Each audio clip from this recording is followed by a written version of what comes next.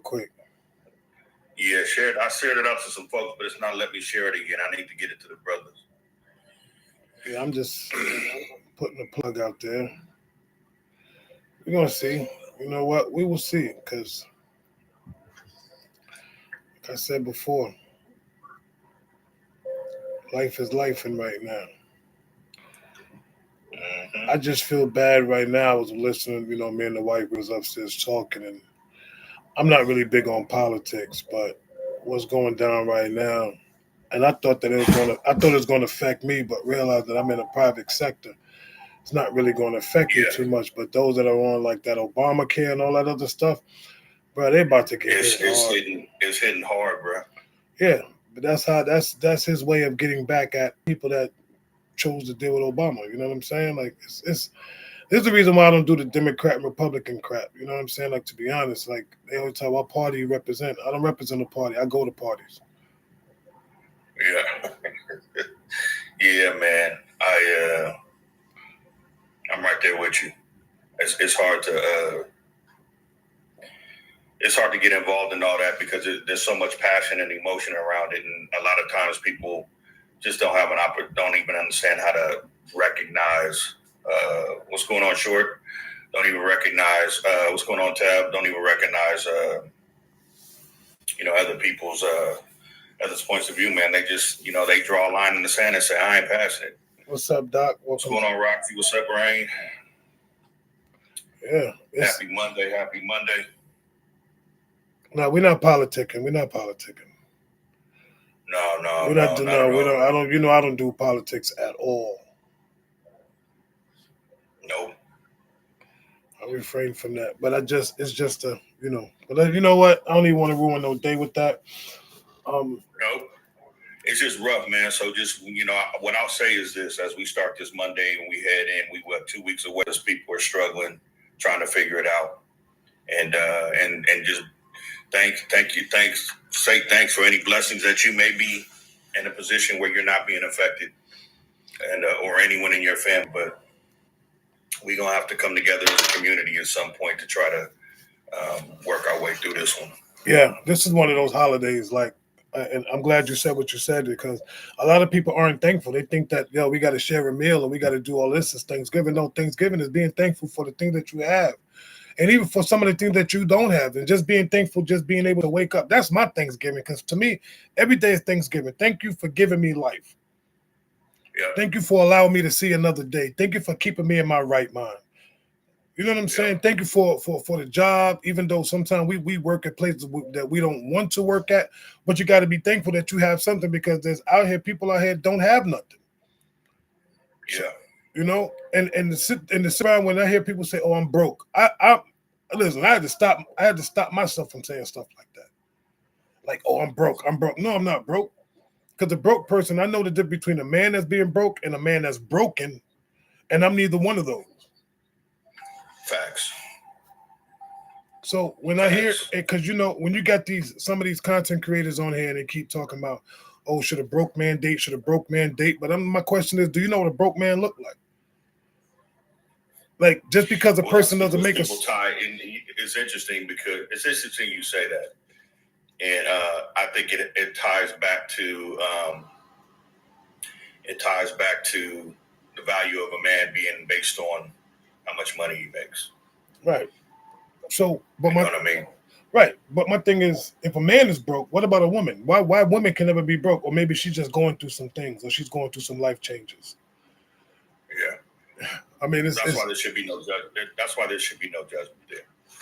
Indeed. But listen, y'all, I'm gonna go ahead and get started. We're gonna let these. I just love the holidays in general, Rain, because I just love connecting with family. Yeah, that's the best thing. And I mean, for me, and Doc. Well, never mind. I'm not even gonna address it because this ain't it. We ain't going into all that. At the end of the day, no matter what you are and where you are financially, you need to be responsible on who and how you're moving. I don't want to talk about dating. I want to talk about just in general. You know what I'm saying? What's up, and how you're moving and the places that you put yourself in. So just be responsible that way to make sure that you're not putting yourself in a compromising situation. And that's really what's going on, Maurice. That's really what today and what we're going to continue to talk about moving forward, man, as we continue. What's up, Mo? It's interesting. Yeah, it's interesting. Maurice had said something in his live last night, like it's not a dating life. He's right. There's a lot of dating lives out there. We was in one for about 6, 7, 8 months. You know what I'm saying? On Wednesdays, and a lot of good conversation out there. But at the end of the day, it always comes back to us as individuals, and that's what this panel is for. On Monday mornings, it's a way for us to start the week off right as men. It's right for us to have some good conversations. I'm going to do basically a 7-part. It's just going to start with a 7-part where we're going to talk about a different thing every Monday for the next 7 Mondays. Or my bad, we're going to see how it goes through the holidays. But the goal is to be as consistent as I possibly can on Mondays. It'll start with we're going to open with a prayer. It's a real quick one. We'll close with a prayer. We're going to have some really good conversation in between that, and I'm just waiting for some more of the brothers to join, or you and I will just get to it, and we'll just go as we go. As they join, But welcome in, everybody. Appreciate it. Like I said, Forward's Focus Monday mornings. Here to really just kind of pour into to other brothers, and as men, just talk about some of the challenges that we go through in life. It's not a dating life by any way, shape, or form. It is an iron sharpens iron. Where as men, we're going to come together, be a little bit vulnerable, transparent, and share some of our experiences with each other, and hopefully walk away with some tools to be able to be better in those situations as we share that, whatever situation we may be struggling in. So, and I do have an opening question before I get into where it is. But what I do want to do right now is I just want to start with an opening prayer. And that prayer is, Lord, grant us strength for the journey, wisdom for our choices, and our courage to work in your will. Help us lead with love, stand firm in faith, and serve with a humble heart. Serve with a humble heart. Amen. Amen. So, I'm going to ask you. So, let me go over the topic today. Really, is strength and purpose, and defining real strength amongst men. What does true strength look like, emotionally, spiritually, mentally, and physically?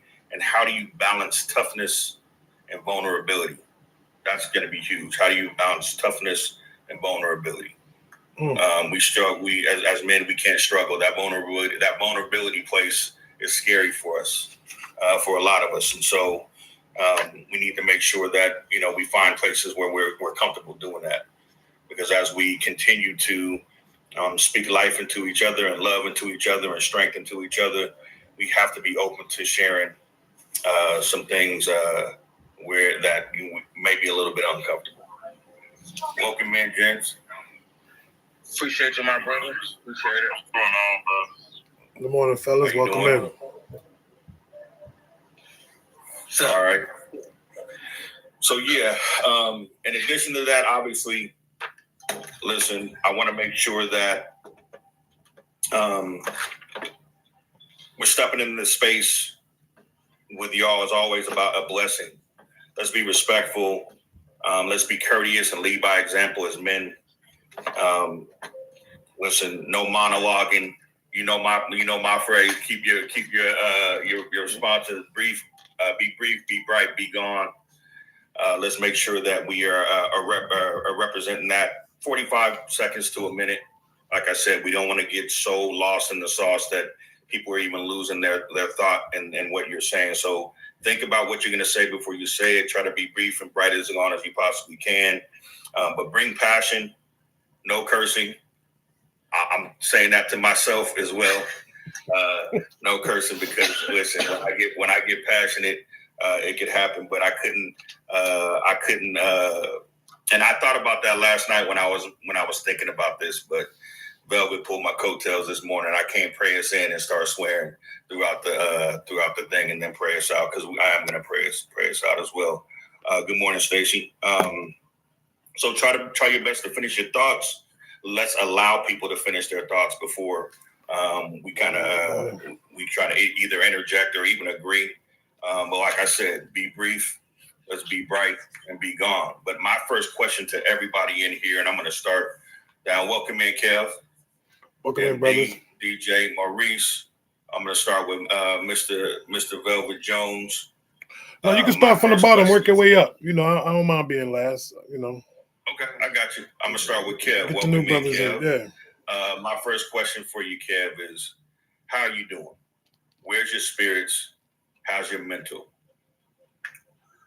Well, right now, I appreciate just the opportunity to even speak on the panel here. But yeah, right now it's doing pretty well. I've actually just started a fast today, so really trying to dial in with that, making sure that I'm aligned and staying connected to God throughout the process of it.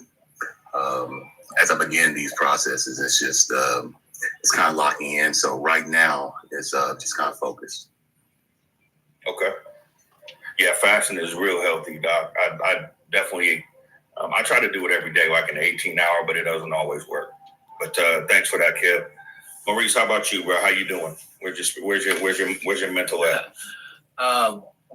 First of all, good morning, y'all. You know, it's good to see these spaces starting to pop up, you know, because it's needed and through all out the day. And so y'all hit in the morning, we hit the night, somebody else is hitting during the day. So it's good that these pockets are starting to pop up and spaces are being created so that men can be men, and iron sharpening iron. But overall, man, I think I'm in a good place. I got some spinning plates going on, just like all of us. Life is happening. There's some things that's in my control that I rock with. There's some things that's out of my control that I can't do nothing about. So I just trust that God is going to be God. It may not be working out in my favor right now, but as long as I stay committed and stay disciplined and stay locked into what's going on, it will eventually work out. It may not work out how I want it, but it will work itself out. So mentally, I'm good. Marriage is good, and so just trying to be just like everybody else. Keep these plates spinning. I heard that. Thank you for that, brother. How about you, DJ?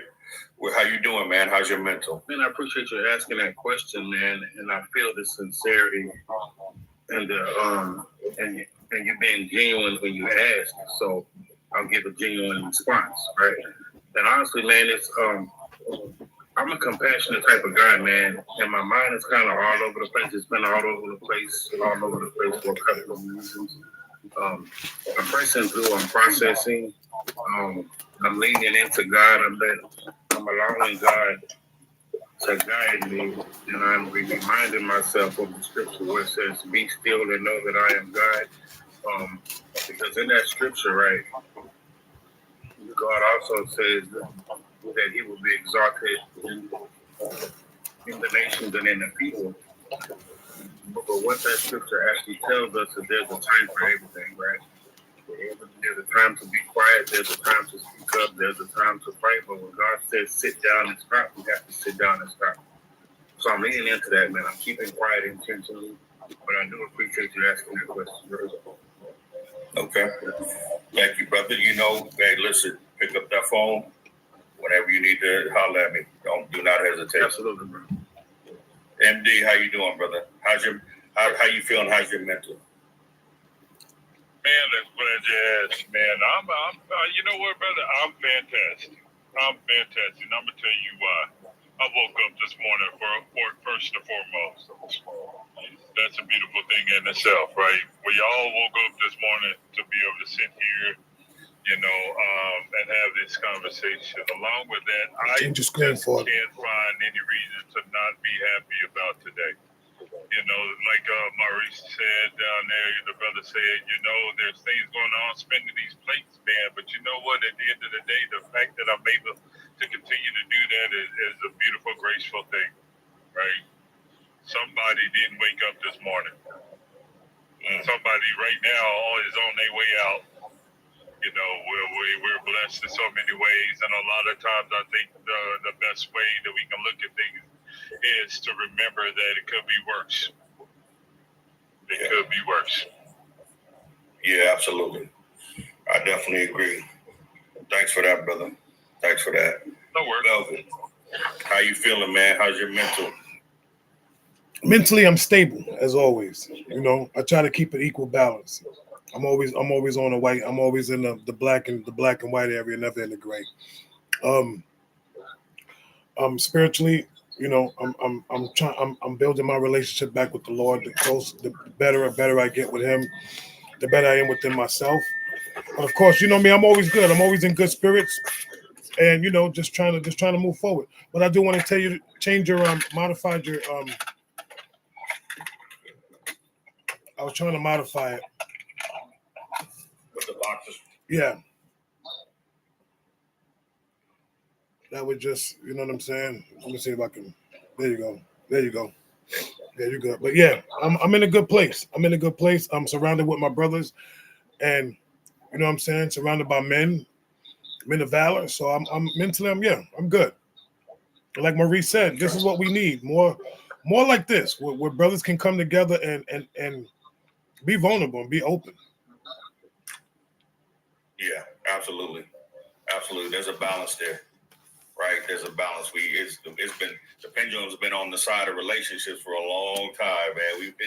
We would deal with that for a minute, man. So to come back and just start pointing at each other, I think that's huge. Welcome in 757. Welcome in. You know I call you Mr. Ford because I can't, and that's why I call you MD because I ain't calling no man daddy. But Mr. Ford, 757. How y'all doing?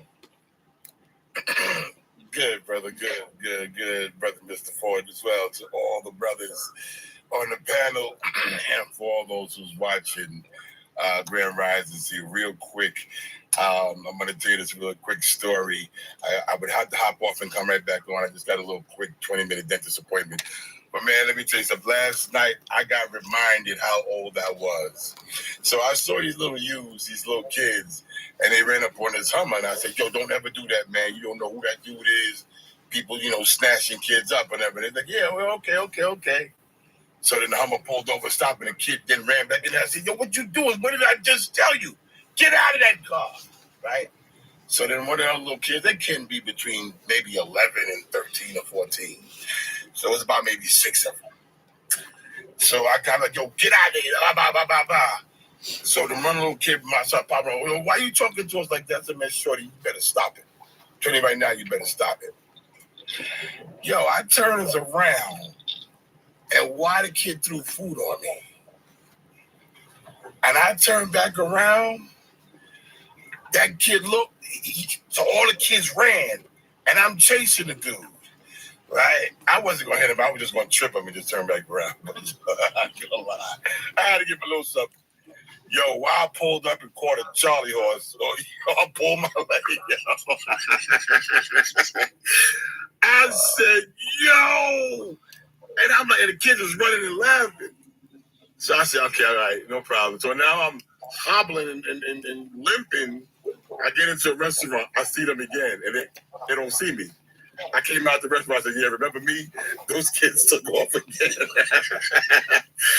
And then I caught one little kid, and so the little kid, he said, no, I didn't do nothing. I said, nah, shorty, you all right. I'm not going to touch you, man. I'm not going to touch you. You good.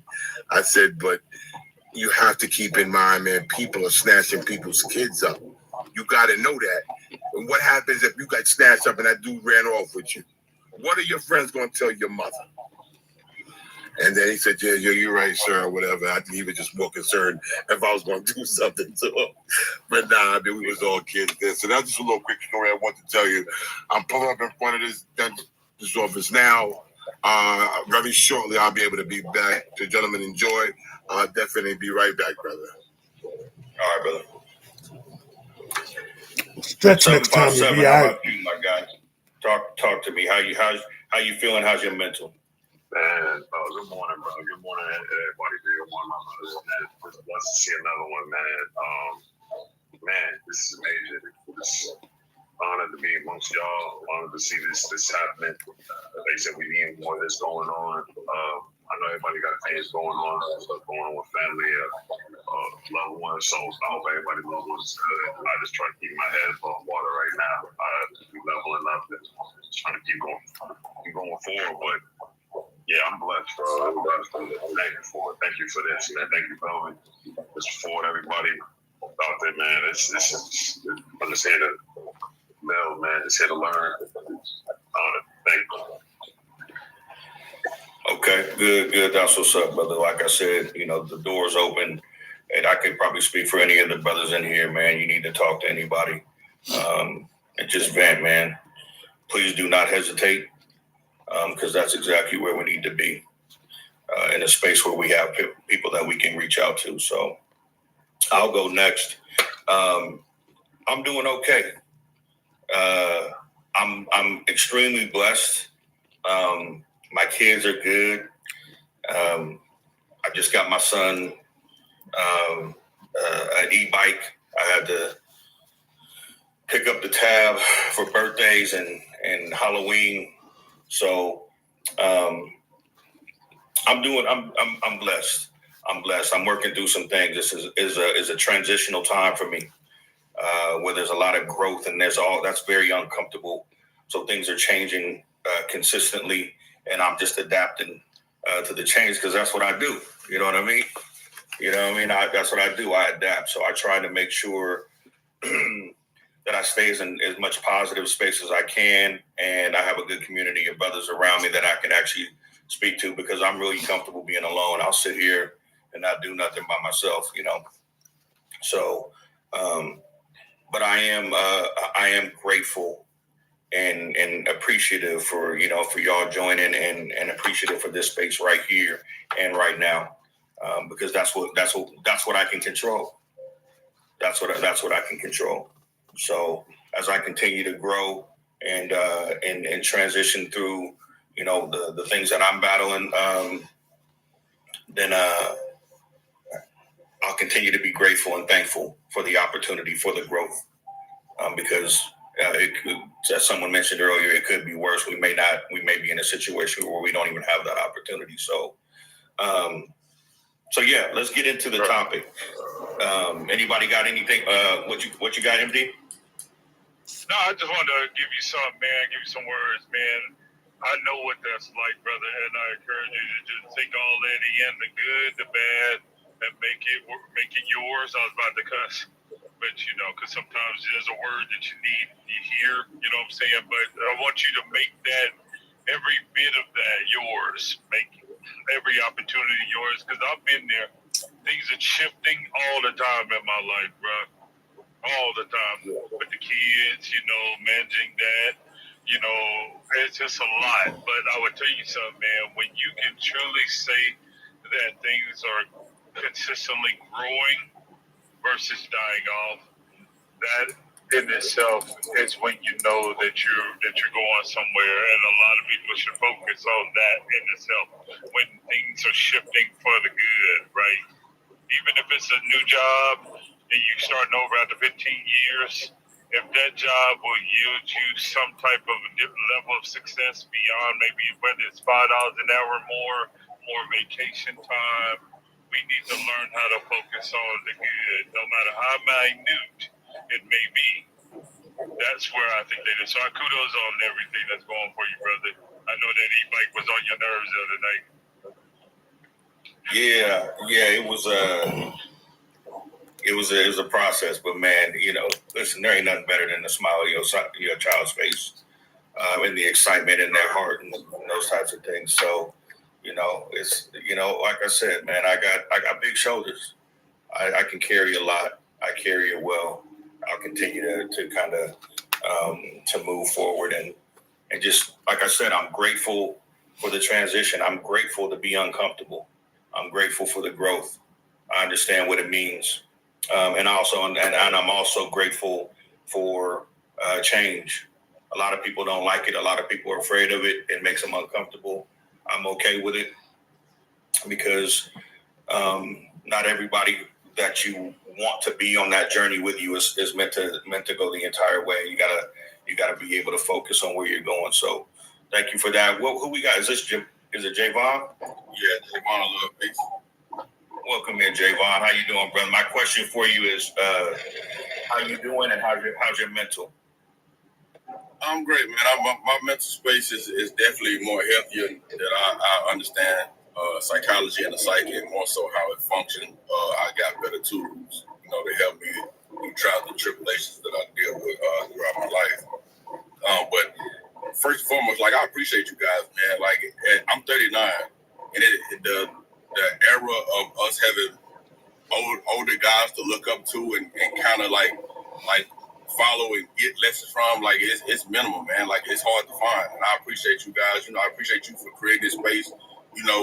A place where men can come and open up and express themselves, and you never know the change and effect you can have on somebody's life just for a few seconds of allowing them to express themselves. Man, I really appreciate that. As far as my mental health, it's pretty good right now. We all have our balance we deal with, but I feel like with the help of my Father in Christ, everything's on the right track. I like that. I heard that. I want to say something. I want to say something to the young brother. First of all, thank you for joining. Thank you for being vulnerable, and thank you for joining this space, brother, for real. Because we need more young brothers like you to come to spaces like this, because then you can reach out to brothers younger than you. You understand what I'm saying? So like you said, iron sharpens iron. So this is what this is all about. So we appreciate you, and just stick around, brother, because, maybe there's some brothers maybe there's some young brothers, they need to hear your story as well. No doubt, I'm definitely up. And Javon, what's even more important is, listen, we're all men of God, and we're all men that are open. Listen, never be afraid to manage up. That's how I'm going to put it. It's a leadership term. Never be afraid to manage up. Every now and then, we need to listen to some of our younger brothers to be able to understand what they're going through. It helps us sharpen our iron. That's what iron. It isn't always us going to be sharpening your iron, brother. There's going to be some nuggets that you're going to be able to provide for us to take away from it. So understand that we are open to your experience as well, and we look forward to any feedback that you got, and hopefully with your experience and our experiences, we can make the road a little less rocky. You know what I'm saying? Work smarter, not harder. The information's out there. Let's share it. Yeah, absolutely. So the topic today is defining real strength. And the first question I do have for everybody is, what does true strength look like in a man? Emotionally, spiritually, mentally, physically. What does true strength look like to you? Well, I'll start it off. To me, it looks like a man who has morals and principles and have the strength to stand on them and don't bend or break unless it's an emergency or dire. To me, it's a lot of stuff. We create boundaries, we create morals and principles for ourselves, but in the certain circumstances that really don't justify, we bend or break them. And to me, that's a sign of weakness when a man does that. Not a weakness as in you less of a man, but a weakness in the area of your life that you need to look at and strengthen. I like that. I think for me, it's for a man should be able to fail, because we're not all we're always fail. Man should be able to fail, and I say that because our failures make us stronger. Our failures make us weaker, because once we fail, we know how to come out of that.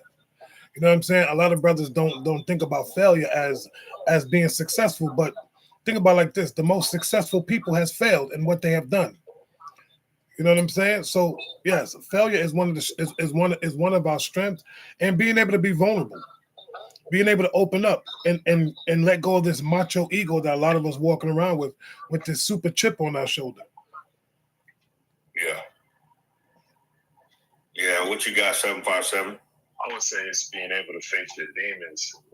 That's one of the hardest things to do, especially as a man. We carry a lot of weight on our shoulders, and as a woman do too. But I think we kind of hold ourselves to this regard and not allow ourselves to look at the blind spots and look at the areas that we doing it wrong. We probably just keep moving because there's so much going on at the same time. But being able to face our demons, and then, like I said, with everything financially as well, just being able to pour into someone else, being able to pay it forward. It's not always necessarily about seeing anything back as much as seeing somebody take what you blessed them with and pass it on. So being able to do those things as a man is pivotal. Having that mental fortitude to be able to withstand whatever's going on and still look at yourself and see where you might have, like Bella was saying, where you might have slipped up, where you could have, like Brother Javon was saying, that's a hard thing to do. As men, I think literally we got to be able to look at ourselves and look at the areas we need to grow in. Yeah, welcome in everybody. Thanks for that 757. Welcome in everybody. MD, you want to add anything? Well, you know, everybody as people were talking, they kept saying what I wanted to say. So it's good that we're all on the same page in a sense. I think one thing is approachability, right? Some of us, you know, we can get so wrapped up in what we're going through that we are not able to be approached by the people or the solutions that can help us.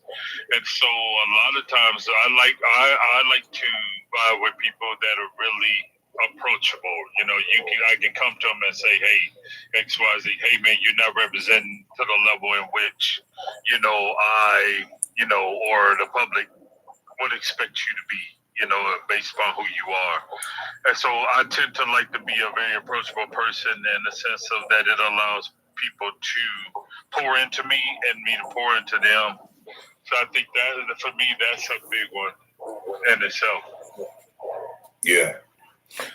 I would say for me, true strength is standing in your truth, standing in alignment with who you are, not allowing anybody to sway your thoughts of yourself. You know, it's not what people call you, it's what you answer to. And a lot of times when people don't get what they want from you, they'll create a narrative in their head about who you are. As a man, for me, true strength is saying, this is who I am. I love myself. I know who I am, and I'm going to stand strong in this. And also being able to contain the beast within. Like, I don't want to be a nice guy. I want to be a beast that contains that. You know, that takes strength, that takes control, that takes consistency. It takes all of the things that to me equal strength to be able to maintain that. And it also helps me protect. So when I'm thinking of strength, I'm thinking of being unfazed. Nothing that anybody can do can make me think any less of myself. Nothing anybody can do or say can make me feel like I'm not good enough. You know, there's a term called imposter syndrome, and which is thrown around quite often. And it's just being in a room where you're not feeling like you're good enough. I just don't think there's a room that I can walk in at this point in time where I don't feel like I belong. And I'll figure, and even if I don't know what I'm doing, I'll figure it out along the way. But I think strength is just trusting in yourself and who you are. So some of the brothers that just pulled up, just Joseph and DJ, they didn't get a chance to hear your first question. Yep. So you want to rely, you know. Yep, I'm gonna go right to them right now. I'm gonna go with Just Jay first. Just Jay, which question are you talking about? How you doing, or this first question here? The first question there. Yeah. Well, real quick, Just Jay wasn't here for the very first one. Just Jay, before we get to the original question, I have a question for you. Is how you feeling? How's your mental doing? Hey, good morning, brothers, man. Good morning to my big bro, you know what I'm saying? Everyone that's in the conversation with majority of y'all. I'm good, man. My mental is pretty stable, you know what I'm saying? Staying positive. Everything is well. Nice. So I got a question for you. What does true strength look like for you, emotionally, spiritually, mentally, and physically? Oh, man. Great question. Heavy, too. Yeah. For me, emotionally, true strength look like emotional self-control is also be true strength for me. When you can definitely operate in self-control. Spiritually, strength is being weak in the Lord. For me, that's my faith. He makes me strong when I am weak. Physically, strength is, being healthy physically. And mentally, is being able to self-reflect, being able to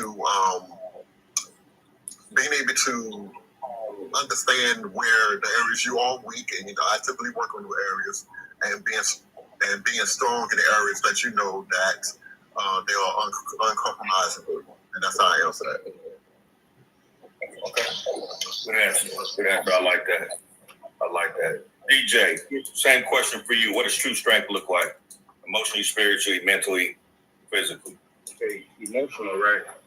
Spiritually, mental, physically. So the emotional aspect, and I'll say emotional regulation, being able to regulate your emotions, being able to take control of your emotions, and not allow your emotions to take control of you, to knock you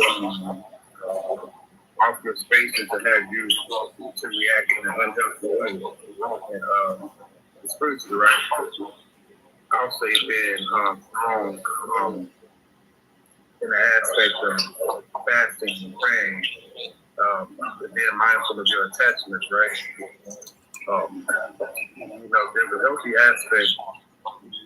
The scripture tells us the spirit knows the spirit by the spirit, but a lot of times when we meet people, right, you misunderstand the connection.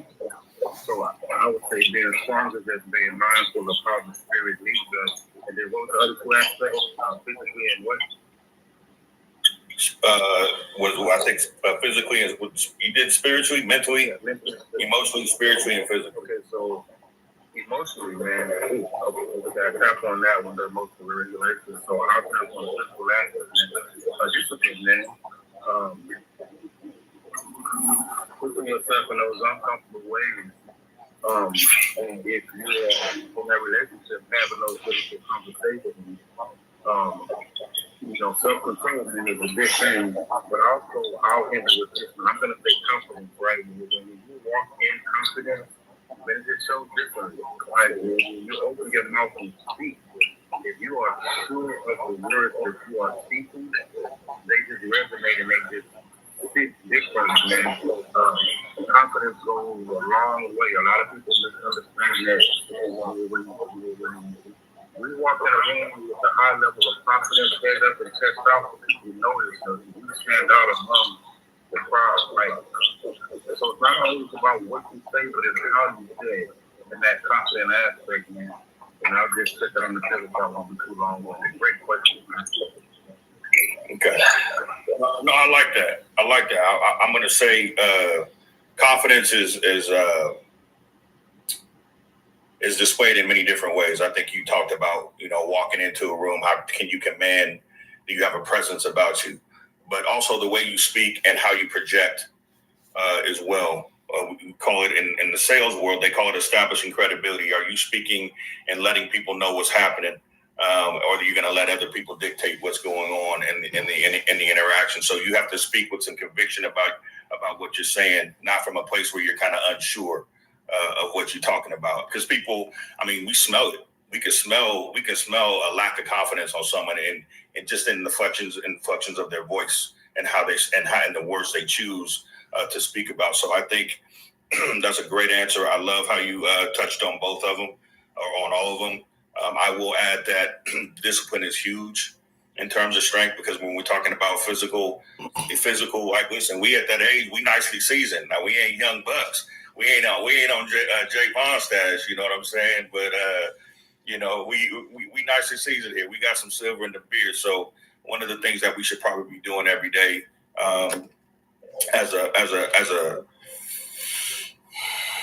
I would say as a former, to show appreciation for the strength that we have inside of us, is getting up and move.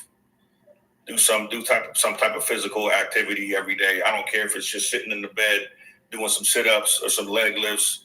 Try to get out and walk, man. The older we get, the more we need to move on a daily basis. And the healthier our bodies are, the stronger our minds are. The healthier our bodies are, the more confident we are. The healthier our bodies are, the more confident we are, the stronger our minds we are, and the better we can show up for others.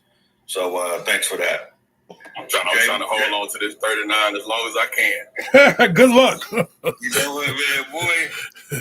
Yeah, hold on to it. When's your birthday? May 23rd. Okay, yeah, hold on to it as long as you can, brother, because after 40, you're going to wake up and that shoulder may start hurting a little bit. Man, I'd have been banged up so much, it's already there, both my shoulders. Yeah, absolutely. Thanks for that. Jay, how you doing? Welcome in, brother. I'm starting with a question where everybody that's coming in, how's your mental? How you doing? How's your mental? Me? Yeah. Yes. He said, Jay Major. Yeah, I'm I'm doing all right. I think our mental's like on the 6 right now, but I think I'm doing all right. You know, everything's moving how it's supposed to move. Okay, well, welcome in, and everybody else, welcome in as well. Listen, man, this is a place for, let me go ahead and reset. This is a place for brothers to come together. We're going to have some really good conversation. It's really meant to, this isn't a relationship panel. So if you came in looking for that, there's plenty of other places you can find it. And at the end of the day, we're here about building each other up as men and holding people accountable and holding us accountable as men. But the very first thing we need to do is be able to talk to each other. And right now, what I've experienced, and I always speak from a place of self-experience, not everybody, but what I have noticed is that we're struggling right now as men to come together and be consistent. We're struggling to honor each other, not only in front of each other, but behind each other's backs. We are struggling to represent each other, not only in front of each other's, but behind each other's backs. I'm looking for a band of brothers that are going to honor me and respect me and have the loyalty that when I am not in the room, they're probably speaking more highly of me, but then when I'm in front of them. And I think that's what we need to make sure that we're doing, because at the end of the day, when we turn around, we all we got. We all we got.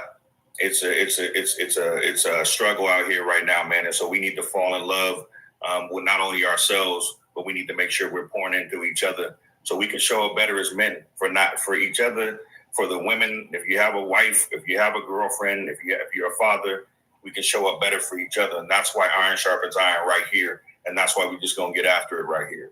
So, Jay Major, my question for you. Oh, and before that, I mean, one thing, no profanity here. And I have a term: be brief, be bright, be gone. Try to limit your responses to 45 seconds to a minute. We don't want to do any monologuing, even though I probably just monologued a little bit. So let's get after it. Jay Major, what does true strength look like to you, emotionally, spiritually, mentally, and physically? True strength to me is when you overcome adversity. When you overcome the obstacles in life and you learn the message from it. I think a lot of times that we ignore the messages and we just coast through day-to-day life, but there's always a message in everything. And growing from that message and spreading that message to, people that, you have to give jewels to everybody. We can't gatekeep the jewels that we learn, especially because my I always give them the jewels of life and understand the ups and downs and how to overcome adversity and not give up. I like that. Not give up. Man, that's hard hitting, brother. Not give up, man. A lot of people do. It's hard out here, so a lot of people are giving up, and it may be right before that breakthrough. I won't even say people. You gotta have faith. I would say a lot of you got men right now that are giving up. Men right now, they're not even walking in their light.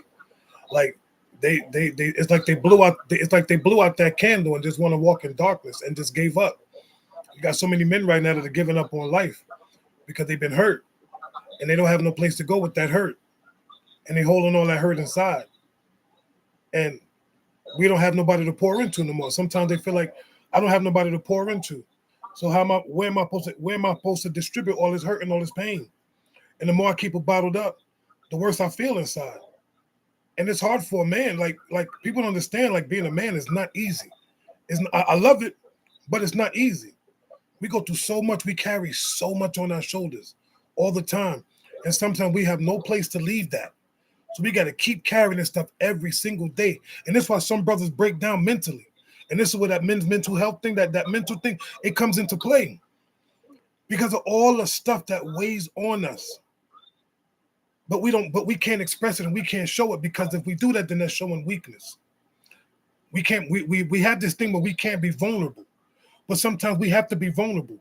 We have to show that weakness, because that's where the strength comes from.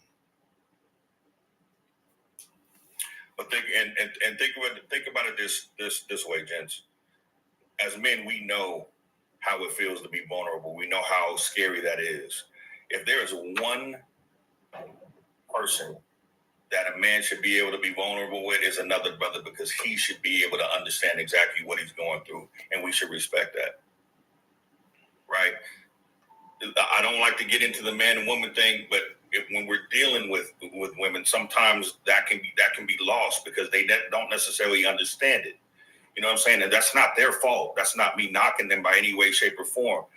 What I'm saying is you should go to the sources that understand what you're going through to get the information and the support to work through it.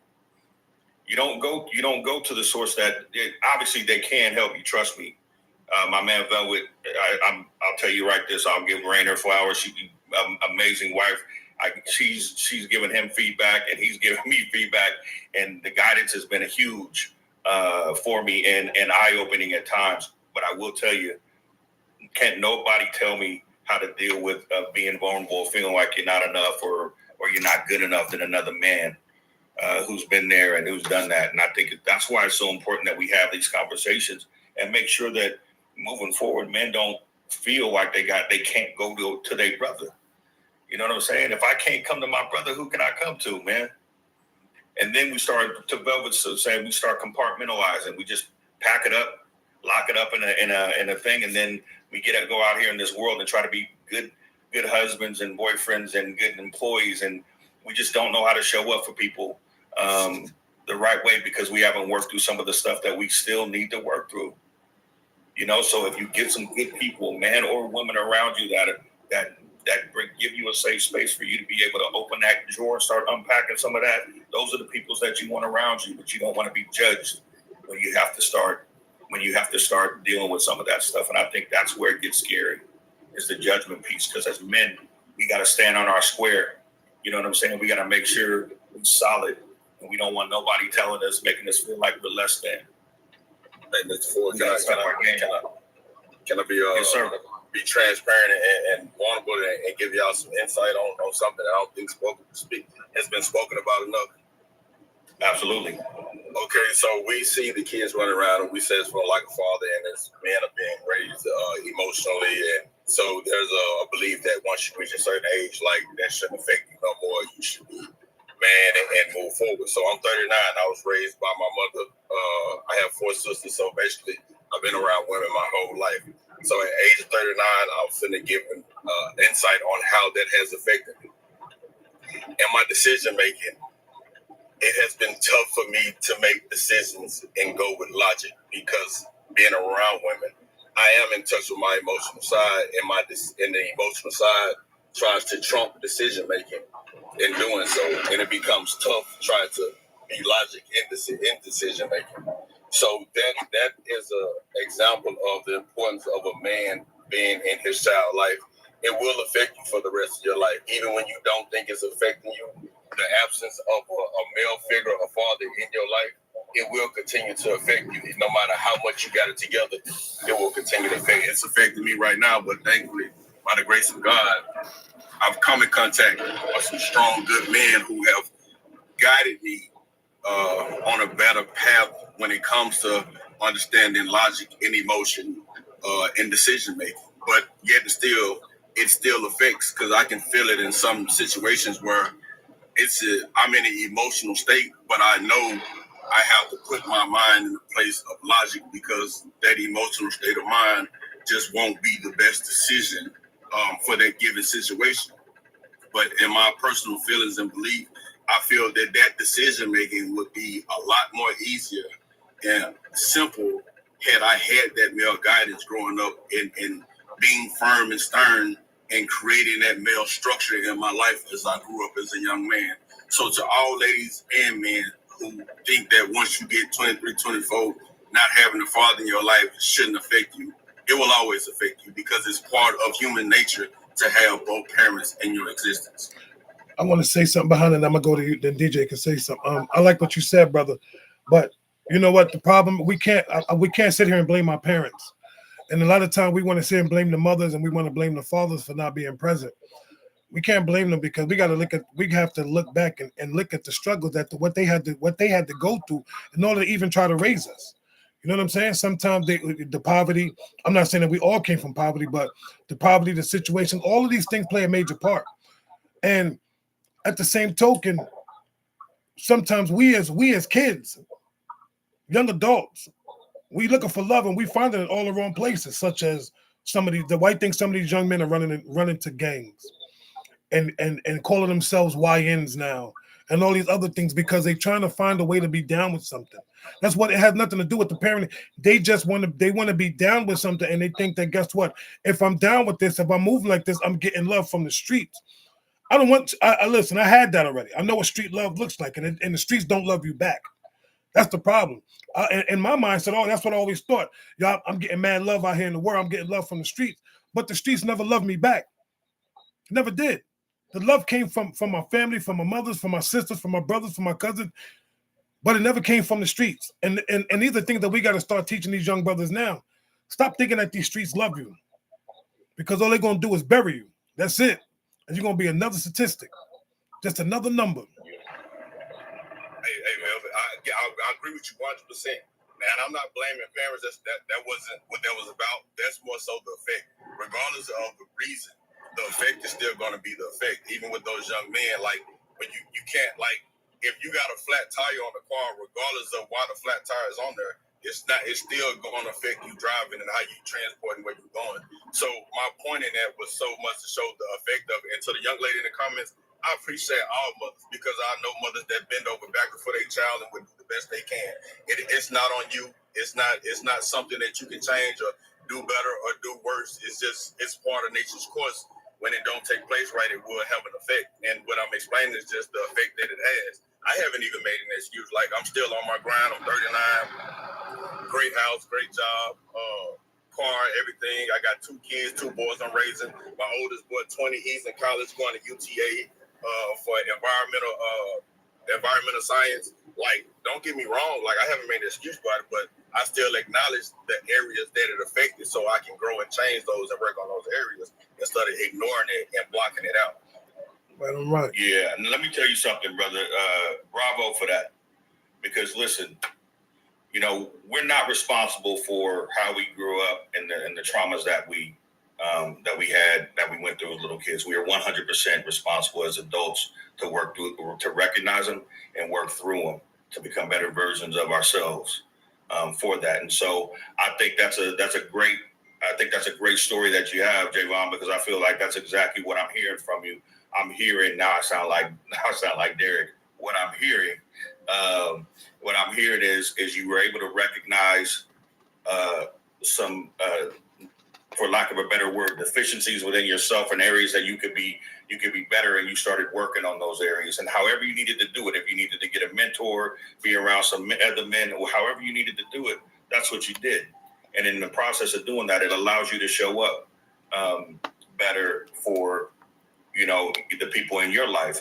I'll have a transparent moment. I didn't meet my real father until I was 31 years old. I didn't know my stepfather wasn't my real father until I was 12 years old. And it wasn't even, I won't go into the story about how I found out, but it wasn't a warm and fuzzy, hey, let's sit you down and have a conversation. And so for a majority of my life, I never really felt like I fit in, which is why even to this day, I never really, it's hard for me. Like, this right here is a stretch for me, dealing, getting with some folks, because I've just kind of gone it alone and figured it out myself. But I think at some point in time, I realized that growing up, even with a stepfather that only provided, he wasn't a father that showed me or talked to me. I never had any conversation about how to shave or anything like that until I was 30-something years old, and I met my real father for the first time and realized that I was shaving wrong the whole time. He showed me how to do it because we had the same chemistry, and so I realized, oh, okay, that's why that happens. Oh, I can't use this soap. That's why I can't use this soap. Little things like that. Now, we can't change what's happened to us in the past, but you know what? We can say, hey, listen, I understand that I'm a little deficient in this, and I need to move towards my more masculine side and start working on how I show up like that. But the first thing to do is exactly what you did, Javon, and I applaud you once again. You owned it. You owned it. You said, hey, this is where I'm at, and this is what I need to do to change. So I appreciate you, brother. And shout out to all the women out there that's doing it by yourself. I know it's hard. I know some amazing women that raise kids by themselves while being in a marriage.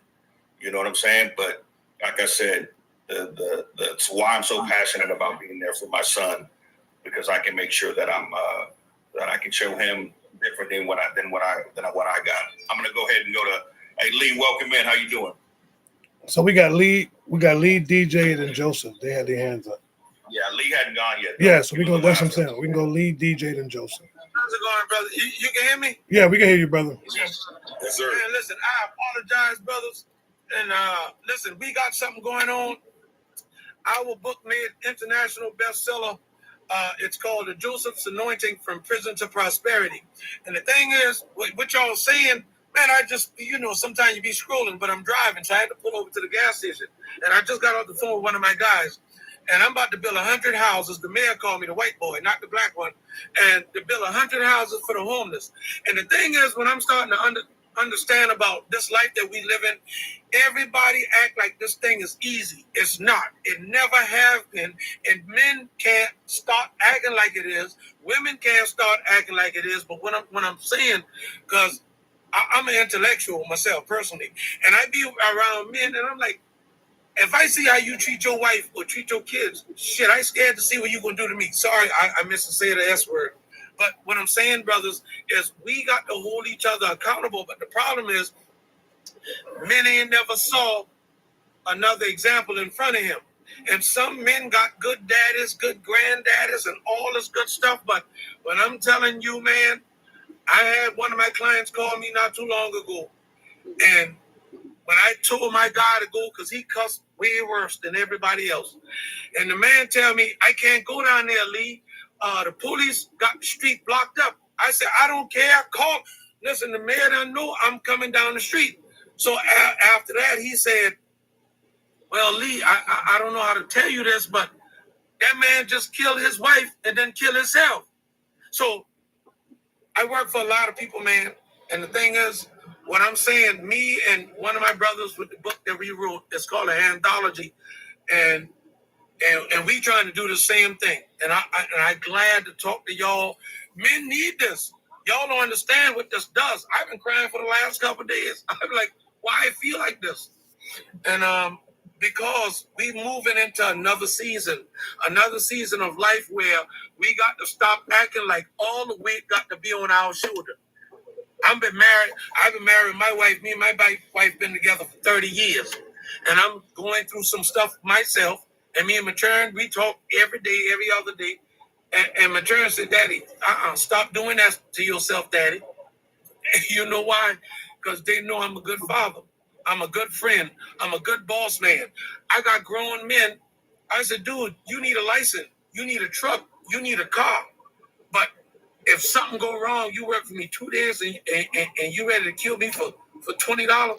You got to use TikTok friendly words, brother. Yeah. Use on the live. Don't say the K word. I apologize, brother. It's just like that's what's going on, and that's why we see so much of our young men and older women, older men go through this type of stuff because ain't nobody got nobody to talk to. So I'm glad what y'all doing. I'm gonna link up with y'all, man. We gonna talk. I got a lot of stuff to say in a short amount of time, and I appreciate Big Dog, the host, wishing Mr. Ford. I love you, brother.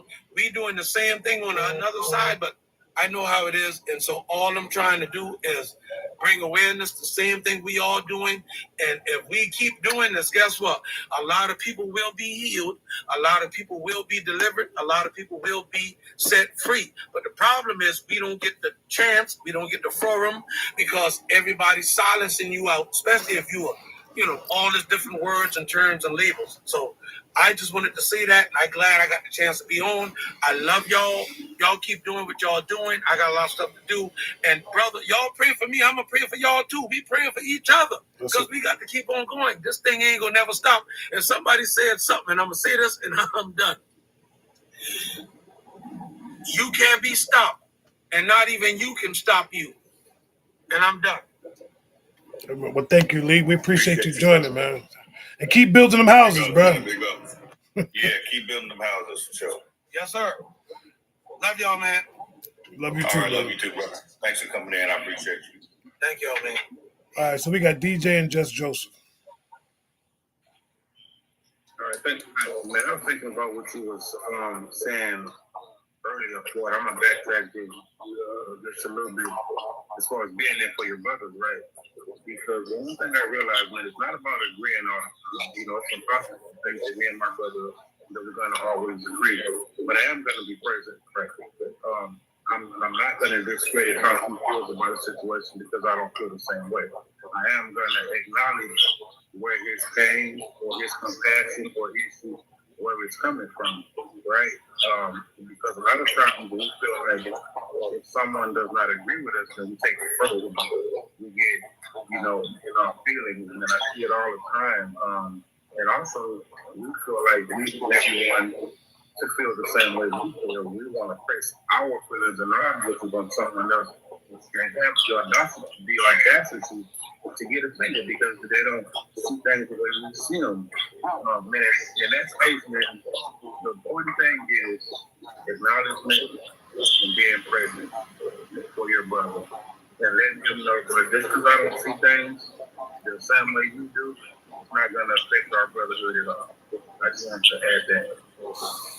Yeah, I agree with you on that, DJ. I think there's a difference between a civil disagreement and being dismissive, right? And so I think when we start being dismissive of someone else's perspective or experience, that's when it gets, you know what I'm saying? That's when it gets, Dave Chappelle said something a while ago. He was on an interview and he said he was talking to someone and they were talking about how he said he was crazy.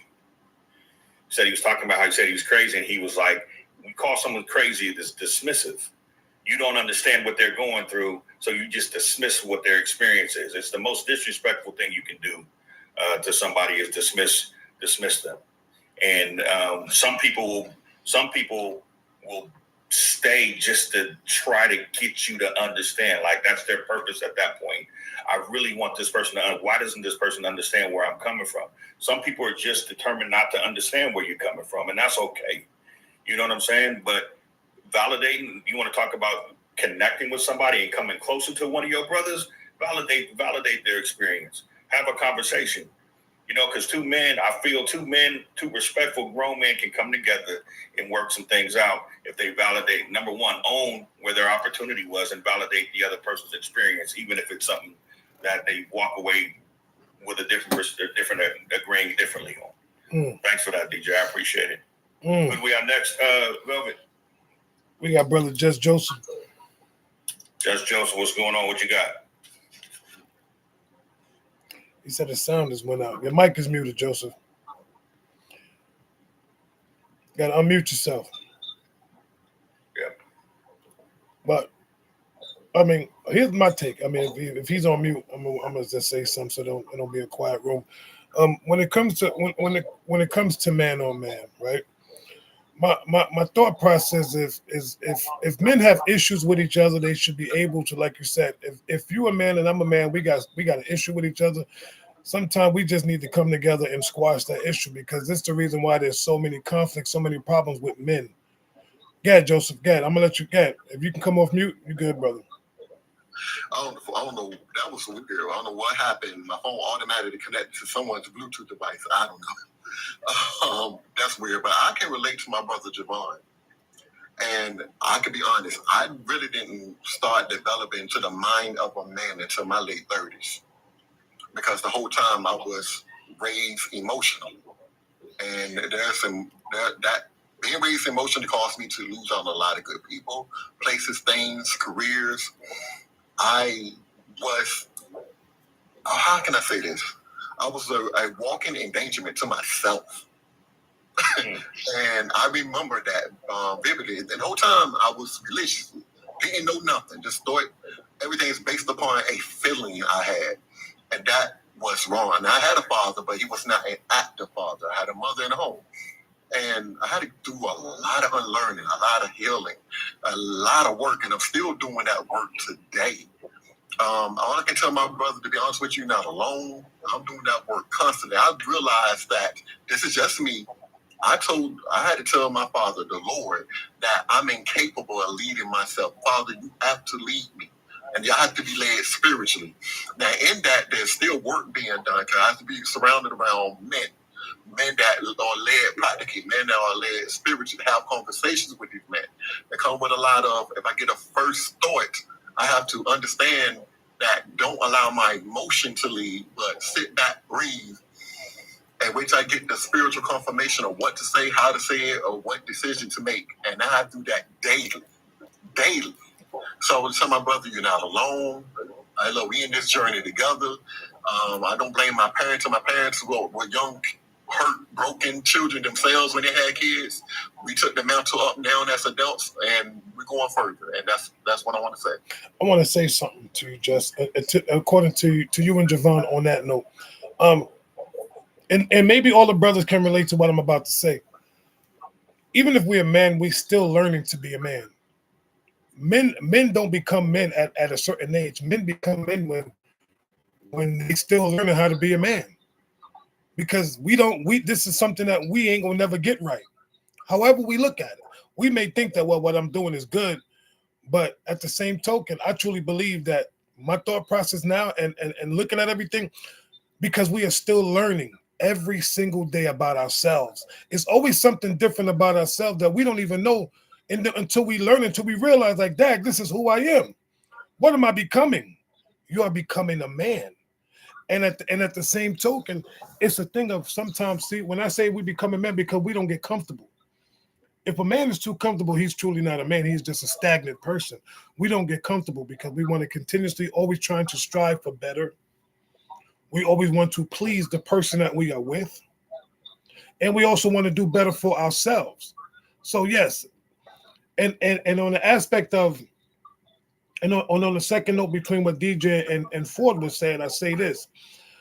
When two men decide to knuckle up, that doesn't make you a man because you want to thump. Because if I beat you up and you beat me up, that doesn't make me less than a man, doesn't make you less than a man. You know what's the hardest part about being a man? You know what the hardest battle is? To being able to come to that person humbly and tell that brother, listen, I'm wrong for what I said. That's the hardest thing. That's where the battle begins. Has nothing to do with me laying hands on you or you talking this and I'm talking that. Nah.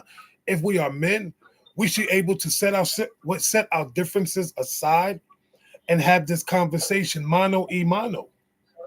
That's what it's all about. Why should I have animosity with you? Why should I have hatred towards you? Especially if you are a black man. This is the reason why we can't get along, because we too busy at each other's throat and we too busy to bow down, and not even bow down, but just to humble ourselves and be like, you know what, brother, I'm wrong. You know what, brother, I'm wrong. Because if one person commits their wrong, the next man could commit his. And they realize, wow, I was wrong in this aspect. You know what? Right. And I was wrong over here. So guess what? So we both was wrong, brother. Man, listen, we was wrong about the dumbest thing. Sometimes we got to understand, sometimes the stupidest thing, the most minute thing could break up a powerful friendship without you even realizing it, because it was this small. And then you both realize that your faults was even smaller, the size of a mustard seed. That's the faults that each man can hold on to and can't even. Come on, 7-5. I'm good. I'm good. Hey, when he started, hold on one second. When Velvet started taking the extra air, you know what I'm saying? Go ahead and grab your oxygen, bro. We gonna be right here. Come on, 757. Hey man, I agree with everything you're saying. Everything you're saying actually took me to the situation I got going on right now with a close friend of mine. Like you said, it all ended. I knew this brother since 8 years old, man. Like they high and literally what y'all was just speaking on for Velvet, just him not being able to take ownership for a wrong he did. And there been times I done called this brother, we done fell out and went months, years or so without talking, and I called him to apologize if I thought I was in the error. Every time I felt like I wasn't wrong, he said that's harder than any fight I'd have been in, any stuff I'd have been in, anything situation like that. And it hurts to see that that's something that he's wanting to go away years of brotherhood for. But for me, it's like it lets me know, puts things in perspective, because I always love those movies, of war movies. When you look at those movies, like it shows the protectors that we are the men. We got to be there for each other. But usually at the end of the war, you see each other and we're cleaning each other's wounds. And those movies, man, those movies highlight that, but we don't see that in real life. Especially like you said, a lot of us go into our own solitude and try to clean our rooms on our own instead of being able to lean on our brother, being able to be vulnerable and be honest about something that they said something minute could have came in between years of brotherhood, years of going through fighting against the world. That's really what it is. As much as we love women in our lives, they got to hold down the castle. When we go out into the world, you can't come out with me. Me and my cousin always talk about that. And our land here is that, as he'll talk to his wife and say, you know, this is something that we got to go out. We don't want to look to the left or the right of us to see our queen with us, because that means who's holding down the castle. It's us men out there amongst each other doing that. It's us men out there next to each other doing that, and we come back from walls and able to build with them when we get back home. But when we out there in that field, we supposed to be shoulder by shoulder, watching each other's backs. Cleaning each other's room once the dust settles. So if we can't do that, then like you said, we're in a bad space. Yeah, I feel you on that. I got something that's heavy on my heart. Before I go on that, y'all please tap the screen for us as we continue with this conversation. But a couple of things that were said here just a second ago. Number one, there's no cookie cutter statue of what a man is. We are always becoming. As men, we are always becoming. We have to be open to different experiences so we can see. Iron sharpens iron. Every now and then there's going to be another something else we need to work on within ourselves that we may not know. It may take a brother or your wife or your whoever that to show you what that, to tell you how you're impacting them, maybe in a negative way or whatnot. But we are always becoming. We are always becoming. Meaning we should always be open to feedback and open to understanding that we don't have it figured out. You know what I mean? We don't have it figured out at our age. And it's just different. What we don't have figured out now is different than what we didn't have figured out at 39 and 40, right? But we are always becoming, right? So we should embrace that, understanding that there is no destination for manhood, but what it is you embrace manhood. You just embrace it as a man, understanding that the goal is to be able to maneuver in different situations and be as surrounded as you possibly can and to protect the people that you care about. In addition to that, we talk about submission all the time, like women submitting to men, men submit. Man, men need to submit to men. We need to submit to our brothers, right? Because if we can't submit to each other, how can we learn to submit to anybody else? Because our brothers should be the one that we should be able to go to for counsel on the things that we're struggling with the most, that we have a hard time just talking about in general. So if we are committed to our brotherhood and we committed to our friendships, you know what I'm saying, we got to submit to those as well. And submission, hey, it doesn't always feel good, but it's not a bad thing. What it's saying is you're worth it. To me, submission says, it says you're worth it. You're worth me. Let me put this down. Let me put this chip that's on my shoulder down. You know what I'm saying? Let me put this idea that I have in my head that I don't want to let go, this bag of rocks that are weighing me down like nobody's business. Let me put this bag of rocks down and go and allow myself to lean into my brother. Like, that's what we need to do. We need to be able to submit to each other, just like we need to be able to submit to our women. If you are in a relationship or in a marriage. So let's just focus on that, man. We're always becoming. It's not a destination. It's a journey. So just enjoy it, man, because it's a beautiful journey. What you got, Bubba? No, I want to piggyback off that. Wow, what you said was true. Men need to be more vulnerable to other men. But it's also that thing where brothers need to stop saying that they're good when they're really not. That word, I'm good, because I'm going to tell you something. A lot of times when you ask a brother, yo, you good? Yeah, I'm good. He's really not good. He's really not good. But the fact that he's not willing to tell you his true problem, because sometimes we feel if I tell his brother how I'm really feeling, he might try to take, don't worry about that man taking advantage. If you trust that man, if you trust that brother, the least you could do is be like, yo, you know, brother, I'm really not that good. I'm really not that good. Because I'm going to be honest. All we truly need is an open ear, is an ear to listen, is an ear to hear some of the things that we got to say. That's it. Cause all that, yo, you good? Yeah, I'm good. No, you not. Yo, what's the matter, man? No, I'm good. Don't worry about it. I got it. See, right then and there, lets me know that there's something going on. Cause when you say you got it, I ain't actually what you got. What you got? What is the problem with extending your hand and be like, yo, I need your help. I need somebody to lift me up because there's too many brothers on the ground that's not being picked up by other men. And we're leaving them there and we're walking over these men because guess what? You down there, you're gonna stay down there. That's not cool. We gotta stop walking over brothers and stop to pick them same brothers up that's down. Because we gotta remember within ourselves, we wasn't always up. There was always somebody that came and lifted us up.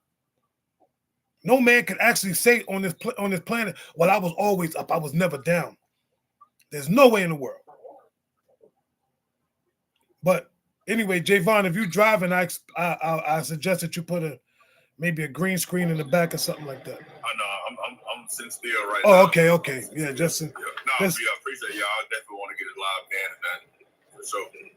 But hey, what you saying though, like that's real. I'll give you an example. I don't know if y'all familiar with Kenley, the Cowboys linebacker that unallowed himself. This brother, mother had passed away. He made the biggest play of his career, and he unalived himself basically a day later. Yep. And to me, that was like he experienced that, but couldn't get joy out of it because he was hurting so bad behind his mother and probably had no one to talk to that about.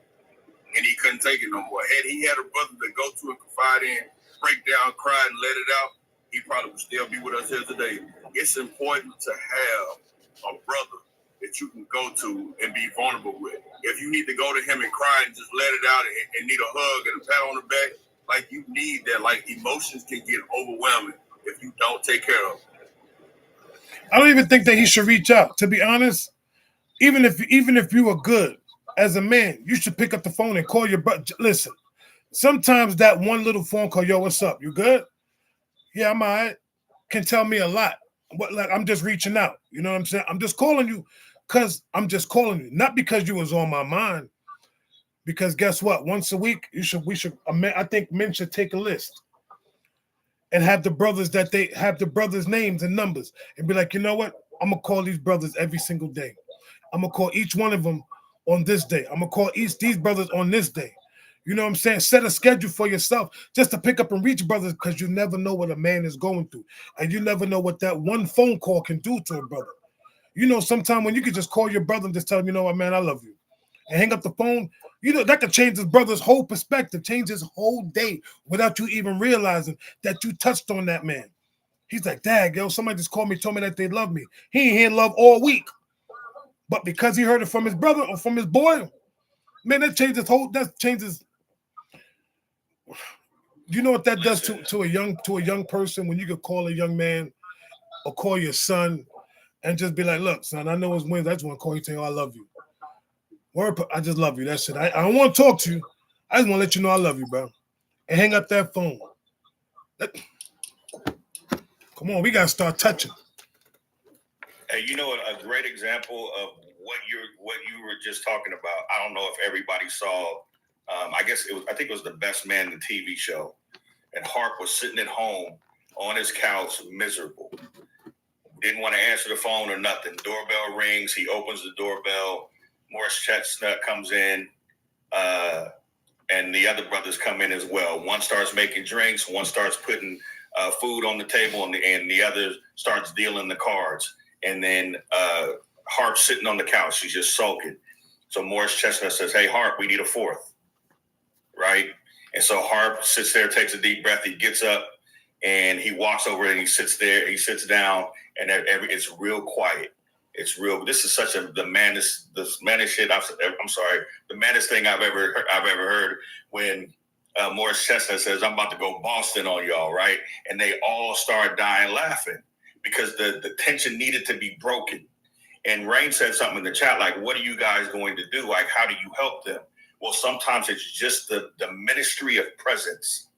The ministry of presence is what helps individuals even be open to a conversation so we can direct them in the right direction to go get some help, because we don't necessarily have the tools to help them, but our presence alone can help, can inspire them to go do that. And just being there and not being alone in those moments where you really needed somebody is huge, because I know how it feels to be alone and not have those people. And it is devastating when you're alone and you don't have the ministry of presence from brothers of brotherhood to be able to go to and kind of work through that and get your mind kind of out of that funk, so you can actually be like level set and be like, all right, I gotta let me get going and get after it. That's huge. That's why, brothers, I'm advocate of what you said. I think us men, that once we get the men that are truly calling ourselves men and brothers, that we can hold each other accountable, I think that we should get together once a year, at least once or twice a year, and meet up somewhere. Even if it's just a small trip, like these things are needed. These things are needed. Where men can actually just go somewhere, like, babe, look, the fellas, we getting together this weekend. This is where we're going. It's a trip that we planning, and we need to just go and not be like, yo, I can't make it. Because if that brother can't make it, then as men, we need to help that brother get there, straight up and down. I don't care who it is. They don't need to hear a word about it. Don't need to hear nothing about it. Don't need to talk about it. And that's the problem that I don't like. If a man's gonna do something for another man, there's no need for you to broadcast it to boost yourself up, to make you feel like, yo, I did this for X, Y, and Z. So what? Nobody cares. Like, what you want flowers, you want a pat on the back, because the only person that's patting on the back is you. You're giving your own self kudos. That's trash to me. You get no pat on the back for doing what you're supposed to do. You're supposed to uplift your brother, and you ain't supposed to tell his business. Yeah. Very point blank. As a matter of fact, if we talk about equally yoked in terms of brotherhood and friendship, if you got it, I got it. You know what I'm saying? If you're trying to get there, I'm gonna make sure that you're good while you're there. If you don't got it, period. You know what I mean? Equally yoked isn't just a man and a woman thing. It could be in friendships and like we can use these terms everywhere, right? But we generally don't use them in brotherhood and friendship. You know what I'm saying? We don't use submission. Being submissive in the brotherhood and we don't use that, but it's just as impactful and just as needed and just as much a focus that should be had as if we're dealing with a woman. So we wonder why we not connecting, because we ain't even doing the right things to connect. I'm gonna tell you something which is very truthful within a man that brothers don't even understand that they do, which does not make you a man. At the end of the day, there's no way in the world I'm gonna do something for somebody and then turn around and talk behind their back and talk about what I did for these people in front of other brothers. That does not make you a man. You are not a man if you do that. Matter of fact, I don't even like brothers that actually do that, because ain't no telling. Like, why would you do something for somebody and you're gonna turn around and talk about it behind their back? Like, that's crazy work. You don't do that, and then you want to sit around and smile in their face afterward, and then want to turn around and still try to call that person your brother. Nigga, you ain't my brother no more. You ain't my brother no more. You just use me. You just use me for your own clout. You use me to try to gain something. Non-cipher. We're not doing that. Heck no. If you're gonna talk about me, say it to my face. If you're gonna do something, be genuine. If not, don't do it at all. Now I'm getting mad. I'm getting mad. And even in tying it back down or reeling it back in, being able to manage that when you're in that moment and you realize that's what you're going through, or you realize somebody isn't as truthful as they said, or they wasn't your brother's keeper, that's when that EQ, that emotional intelligence, is so huge, to be able to manage your emotions in that moment. That strength to not do what your gut, as a man, what your gut reaction is. As opposed to doing what the right thing to do is. And that's either, if that person is somebody that's worth it, then you sit back and have a conversation with them. If it's somebody that you don't need to have in your life, then you just let it go. You release it. You don't allow it to impact you anymore. You release it and you keep it moving. But as long as you know and you're able to keep your heart pure and in a good space, you're fine. And that's strength, especially when you're dealing with people talking about you or saying things that are unfavorable to you about you.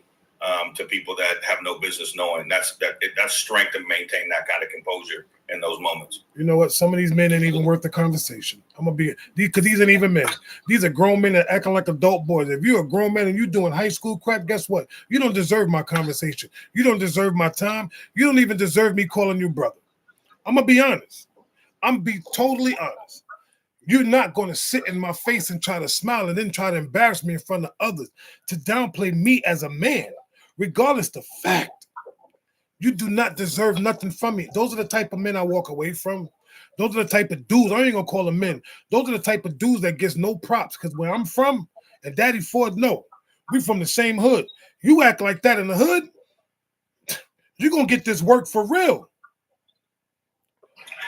And that work is not going to be redeemable to Macy's, baby. I'm telling you. You're going to end up in a dentist chair, baby, or more. Stop playing.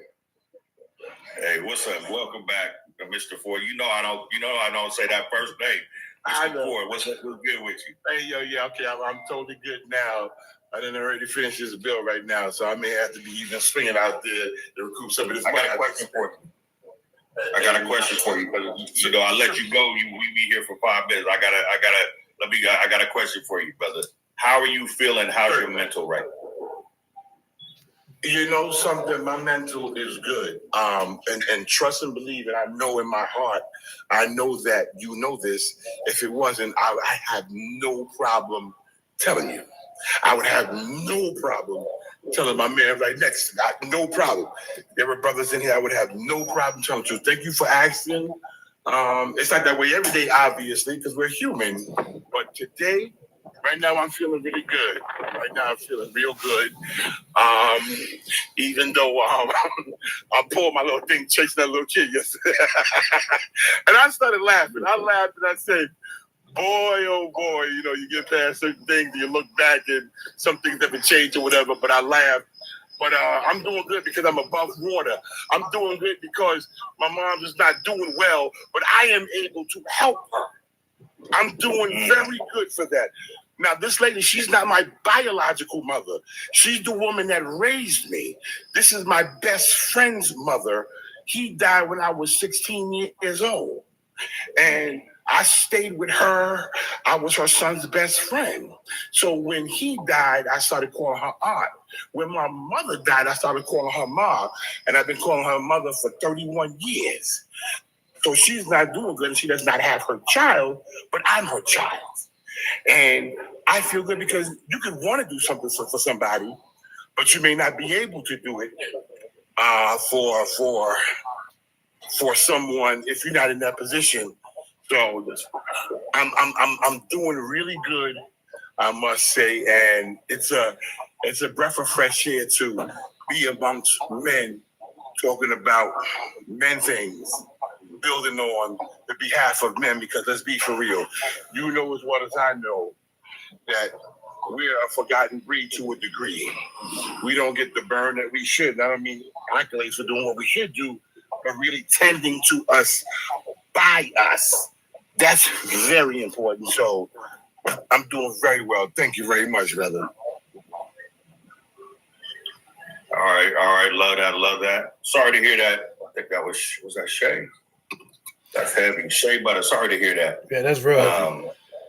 You can DM. We got a lot of brothers that we can point him in that direction. If you want to send me a message or anybody up in here in a message, we always down to give back, and I think it's hugely important for mentors, especially for our young men. But I do have a welcome in, Uncle. What up, Uncle? What's up, Uncle? What's good, fellas? What's good? I'm good. How you doing, man? How's your mental? How's your headspace? How you doing? Give me 1 second. I'm in the copy room, but I'm heading out. Okay. And I'm grateful to have received the share because, like I said, I'm always going to keep it transparent because I know if I don't, I'm gonna snap. That's because of upbringing. If y'all feel what I'm saying, Our default is to either fight or flight. Well, all I know how to do is fight, and whether it's physical or verbal, that's what I do. But I had to talk to my wife, and I'm this is the first time I'm talking sharing with guys because it happened over the weekend. Having to deal with the absence of my daughters, if that makes sense. I have adult daughters, and somehow, some way, the enemy got to their brain and their thought process, and they cut me off. They don't talk to me. I can't even understand. I don't even understand why. We haven't had a chance to talk about it. But it's a tough situation when you got to sit back and your daughter's, celebrating a birthday, and you can't even say happy birthday because they're not responding. And that was tough to deal with. It was tough. I didn't even realize it bugged me that much yesterday, but it did. But I had a chance to get it off my chest by talking to my wife, but I wanted to share that with brothers here because at my age, there is no shame in being transparent because I know that'll lift another brother up. And I appreciate the fact that we are having real conversations and putting it on the slap, throwing it on the wall and say, hey, I'm really not doing good today, but I'm gonna make it. You feel me? So with that being said, I appreciate the platform to be able to do this. I'm gonna land right there. I'll say, I feel for anybody that has children, especially grown children that don't talk, that they don't speak to for whatever reason. I've seen firsthand how it impacts people who, man or woman, how it impacts us as parents when our kids are not have either cut us off or not responding. So, prayers to you. I appreciate you being transparent and sharing that because that's huge. That's huge. And how we just try to maneuver life and try to keep our head up and persevere and just struggle through the grind. I know that. Struggle through the grind. I know that feeling, bro. I know. Listen, he said it. I could be vulnerable enough to say it. Yes, I know exactly what he's going through. My oldest daughter, when I say I haven't spoken to her in years, I'm talking about years. And I mean years. Number one, I'm going to be honest. I was young. I was in the streets. I didn't know how to be a father. I didn't know what being a father was. And it took me, even to this big age right now, to realize. But the one thing I didn't stop doing, I didn't stop praying for her. And we connected last year for a little bit, just for a little while. We connected last year. We talked and we started reconnecting, but somewhere along the line, I don't know what happened. I guess her mother got back into her ear and she just cut me off again. But as a man, I still pray for my child. You know what I'm saying? Like, Lord, if you could, sometimes we just got to leave it in his hands and let him work. But we still got to put we still got to meet him halfway because he's not going to go all the way. So at the end of the day, I'm still doing my part. And I'm still trying to do what I can do when it comes to me and my oldest daughter. Because I got a grandson that, all I got is pictures of him. I got a whole grandson. He's like 5, 6 years old right now. And the funny part is when I look at him, I see me. Like looking at the pictures, looking at my oldest daughter, like all my kids pretty much look like me, but my oldest it's like it's crazy. It's hard, but I know what you're saying, Unc, and I feel your pain, brother. But we stand together, man. So I stand with you on that, for real. I appreciate that, brother. I really do because I don't have I got half brothers, because that's how my dad rolled. And we don't talk like that. So, I don't get a chance to talk to them. So for me, when real brothers meet, it means a lot. You know what I mean? Because it hits home. And as often as I say to myself and others, it's different when it hits home.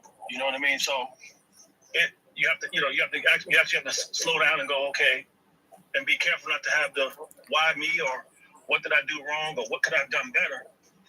That's all sovereign. You know what I mean? So, and it hits twice as hard because my history is such. Here's another caveat to even give it more texture and content, is that I didn't have a real relationship with my dad, and my mom despised me because of my dad. And I was a kid who was outside because I didn't feel comfortable being inside. And it took up until 5 years ago for me and my mom to even have a working, talking relationship. You talking about, keep in mind, 5 years ago, I was just 56, about to turn 57. So 50 years of being the butt end of her wrath because she couldn't process how to deal with her hurt. And I'm the oldest. So I had to deal with that as well as being the elder son and the one who had to be somewhat the head man of the building. You know, so when things went left, I get called. So it was almost like, you know, my siblings only knew me as the fixer. You know, they never thought I smiled because I was always having to come in a bad situation. And that hurt because I'm like, wow, I'm a happy-go-lucky dude. So, you know, when those things kind of fester and they're part of your history, you're doing everything you can as a father not to let those things repeat themselves, which makes it even a tougher challenge when you're like, wow, how did I end up here? And we were doing everything we could not to be that. You know, I'm not an absentee father. I was always available and took days off to be at all the events that my daughters were at. You know, missed days from work didn't matter to me because what was important to me was being there. And, you know, and that's why I say that it's very important. And I appreciate not only Mr. Ford, but also any of you brothers who have platforms and come on platforms like this because these are the real conversations. But this is also the real solutions. Being able to get it off your chest, but then at the same time know you got brothers who are standing with you. You know what I'm saying? And praying for you. And I land there. Yeah. Yeah, I got that as well too, brother. And my funny thing, Val, you know the funny thing about it? I have a set of twins, a boy and a girl, and it's swapped. So, you know, I went through the whole, you know, whatever. But I was closer to my daughter when I was younger, and when she was younger. She was in and out. My son just didn't deal with me. But then when my son started getting around a bunch of dudes and seeing things differently, and I had a talk with him when he was about 17. I said, son, I accepted a lot of nonsense, but I understand why. You finish high school.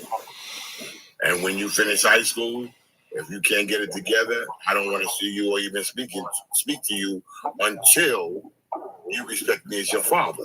Because one thing for sure, and this is for all the men who are here who go through this, you have to give your younger children grace because you don't know how bad the damage is when kids are younger and they keep getting fed things. Then you have to look at yourself. I was always a stronger brother, and I had to also understand, which I did.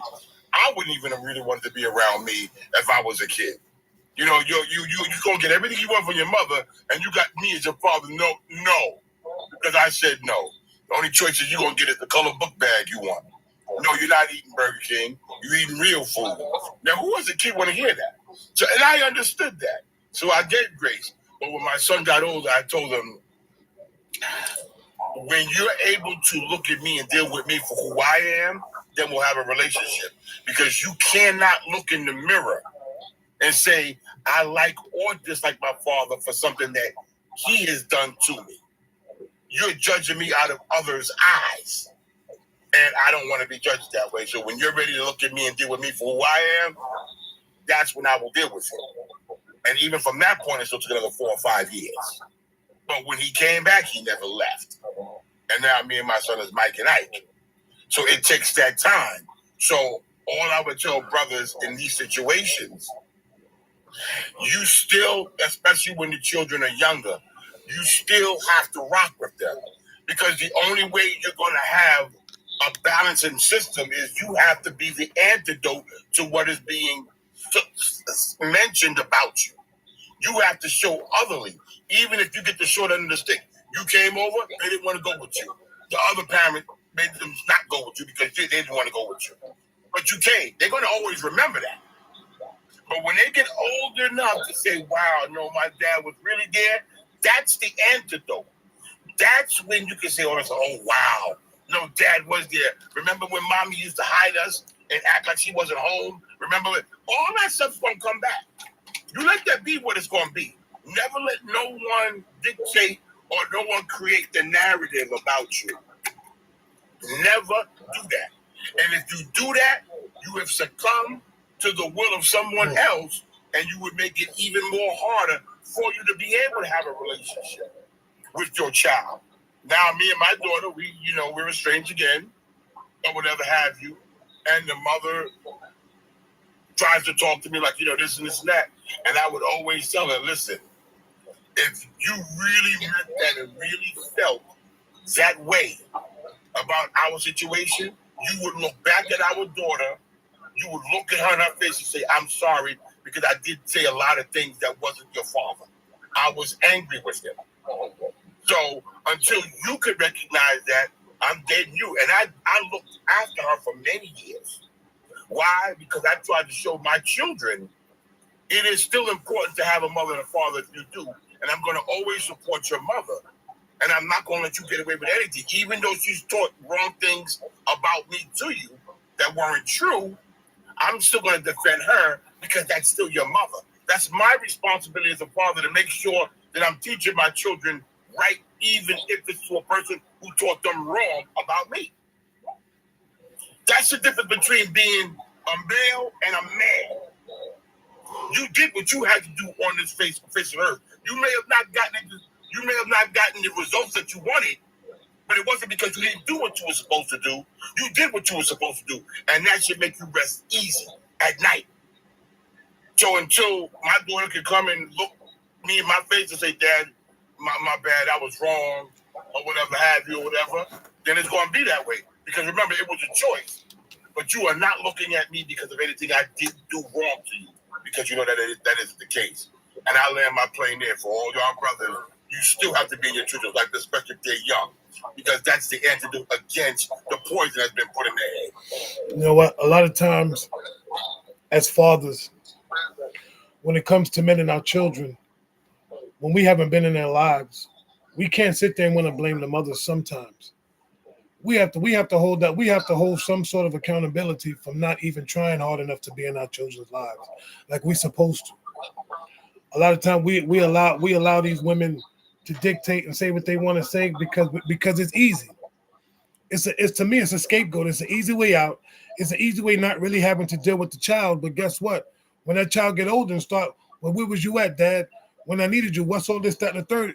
What you gonna say? Well, your mother kept you from me. No. Can't nobody keep you from your kids. You're a man.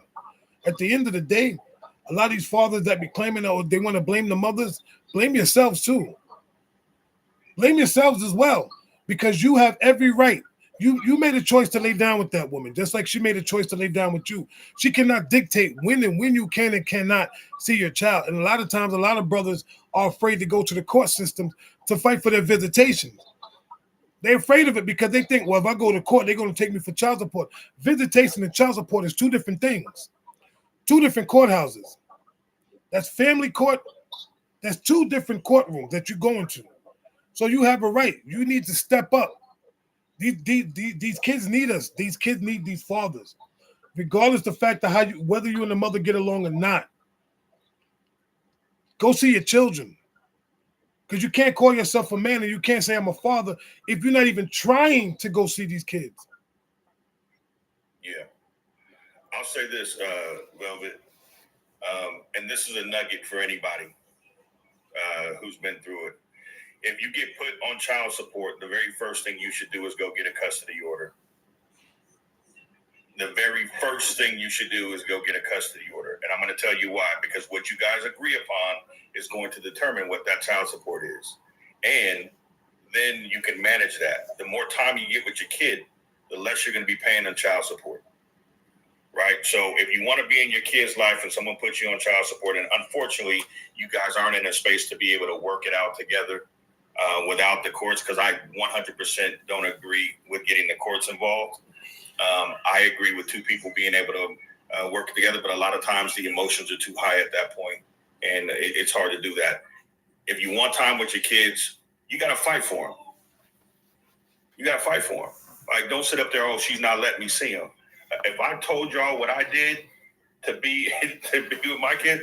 We're good now, like great co-parenting relationship now. But in the beginning, exactly, Maurice, you got to keep receipts. What I did, my kids was never lit. Nope, they wasn't going nowhere, and I wasn't going nowhere. So you got to fight for them. You got to put that work in for them. You know what I mean? And so, and like I said, what I went through, some of the stuff was crazy what I went through. But the one thing that I didn't do, which is I wish I had, is I wish I would have got a custody agreement, because then I could have said, okay, this is when I'm going to see my child, and they got to honor it. And if they don't, then you keep the receipts and whatever. But the child support is going to be based on that anyway. So if you want to pay less child support, get a custody order, trying to get 50-50 or whatever that you're trying to do, and you guys work it out. If you guys can't work it out together, then you got to have someone come in and mediate to do it. But make sure you're all working on it. As men, make sure that you guys are fighting for the time for your kids, because we have seen it where women have used, and I've experienced it, where women have used children to manipulate the man and put them in the middle of everything. So make sure you do that. And then the other thing is I was sitting down with my older brother. Here's another transparent moment. He was having issues with his son because he was going through an issue with his wife that he was breaking up, and his son didn't want to spend time with him. And he was like, man, I'm not doing this. I'm not doing. And I said, man, you got to be consistent, bro. He was a little kid at the time. I said, you got to be consistent. I said, trust me, you got to just be there. Just be there. Keep putting in that work. Keep trying, because they didn't ask to be here. That is your responsibility as a man to make sure that you're trying to be in that young boy's life. And yeah, I know it doesn't feel good, and I know you and your feelings a little bit right now, but at the end of the day, that is your responsibility. We know how we grew up. This is my older brother. We know how we grew up. I'm not going to let you do that. I'm not going to let you give up. It was an uncomfortable conversation we had, but he needed to hear it. And that's what he did, man. And they're in a good space now. But we have to fight for our kids, brothers. We got to fight for time with those children, because they need us. They need it. There's a lot of lost young brothers out here that had no direction. There was no iron sharpening, no iron, and they out here just moving any kind of way because they didn't have any direction. It's so important for us to be there. Yeah, Mr. Ford, like this is the concept that I've come up with life to best explain it. When a child is born, a child is like an empty computer that's hardware with no software. What a child learns through their life is downloaded into their brain. Not having a father in a son's life, it's getting information downloaded into that child, but not the information that it needs and the software it needs to function properly as it's designed to do. The even harder part outside of that is deprogramming a computer and then trying to reprogram it. And that's what we're asking a lot of young men to do, is deprogram their mind and reprogram it with software to help them function as they should as a man. Not saying it's not possible, not saying you can't do it, but everybody's mental capacity is not the same. And for some young men, it almost seems impossible. And that's something that has to be considered when dealing with the youth today. Even myself, like I see myself and I see my peers around me, and because I understand life a little bit more, because I've been through a lot more, like I can empathize with these young men who you can tell they lost, and even if you gave them direction, they will still be blind. And it's like a side effect to the mass amount of young men who have grew up without their fathers in their life. Like that is not a good thing, and we can't minimize it or justify it or okay it because we were at a certain age in our life. That doesn't change. Like I said about the car, if I run over a nail and my tire go flat, I can ignore the fact, hey, I hit that nail, that's done already. That's not going to change the fact that car is not going to operate functional with that tire, with that nail in the tire. And we have to acknowledge it, speak it, take responsibility for the consequence of our action, and let that be heard through young men coming up, so that they would think twice before they decide to get a young lady, impregnate a young lady, and still go on about their life like that didn't happen and affect their young lady's life, affect their child life, and if that young lady have other children, also affect those children's life. Like it's serious consequences to bringing kids in this world and not stepping up to the plate and handling your responsibility properly. And that don't just require you giving money or just showing up once every 2 or 3 months. Like, be persistent in that life. The flip side of that, it's not easy to be a father. So it may be an anomaly to a man that it just comes naturally. It's the happiest thing in their life. But for the most part, if you're going about your teenage life, a young clinic life, it takes a lot to be a father. Not just show up from time to time, but be a father. Like, that takes a lot. And accustomed to get to in a lot of situations where men wasn't the father they should be, is because they was young and didn't have the mental capacity to understand the damage they would do not being there consistently in their child life. So once again, we as men who are now up in age, it's kind of our it is our responsibility to speak to the young men that are around us in our household or family members to let them know, hey, having a kid is not something you want to do at an early age. Wrap it up, strap it up, whatever you need to do. Don't impregnate a young lady, because there's nothing fun about being a father at a young age when you still trying to live your own life.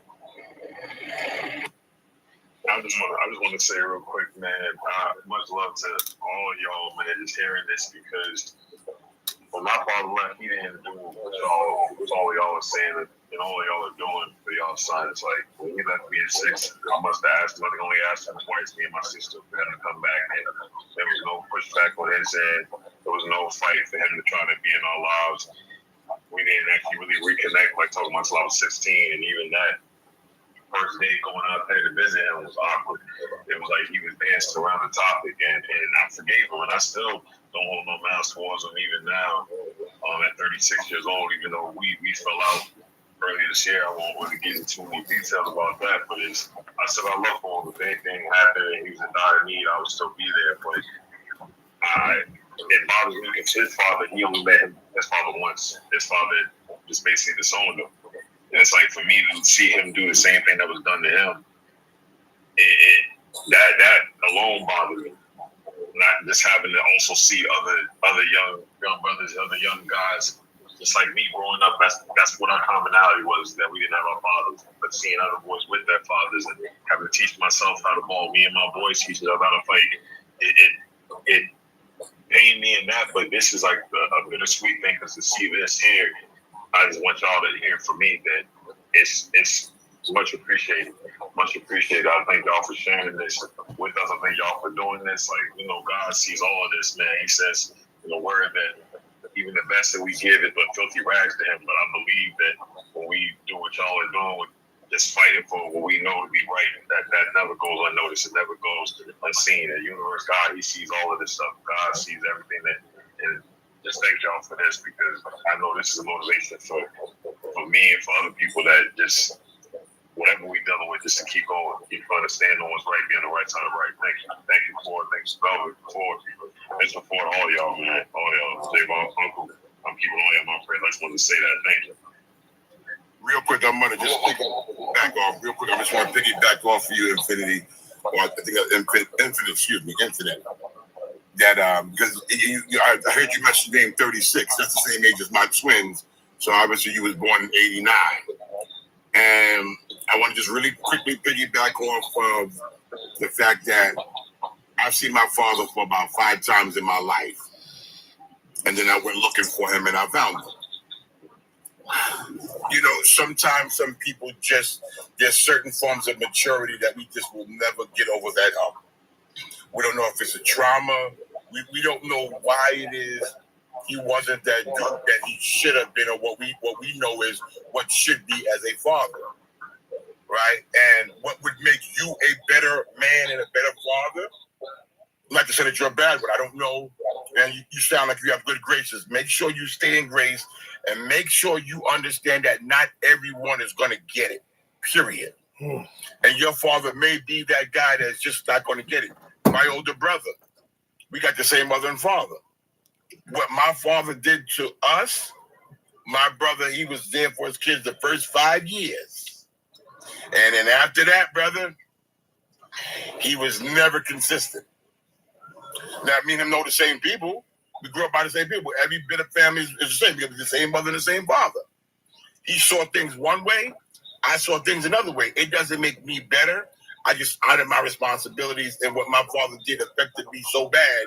I said that I never wanted to have anything that I've created feel the way I felt about my dad. Turned out his children have respected him better than my kids respected me, and I was there for them, and he wasn't there for them. So these things happen. So as long as you're staying on the side that you're at right now, always have grace and always use, even if it's a bad situation, make sure you do it to the best of your ability. If you created it, you would never want yours to feel the way you felt. Don't do what he did. And trust me when I tell you, you'll sleep better at night. I'll land my plane, brother. Hey, we have someone in the comments who wanted some info on.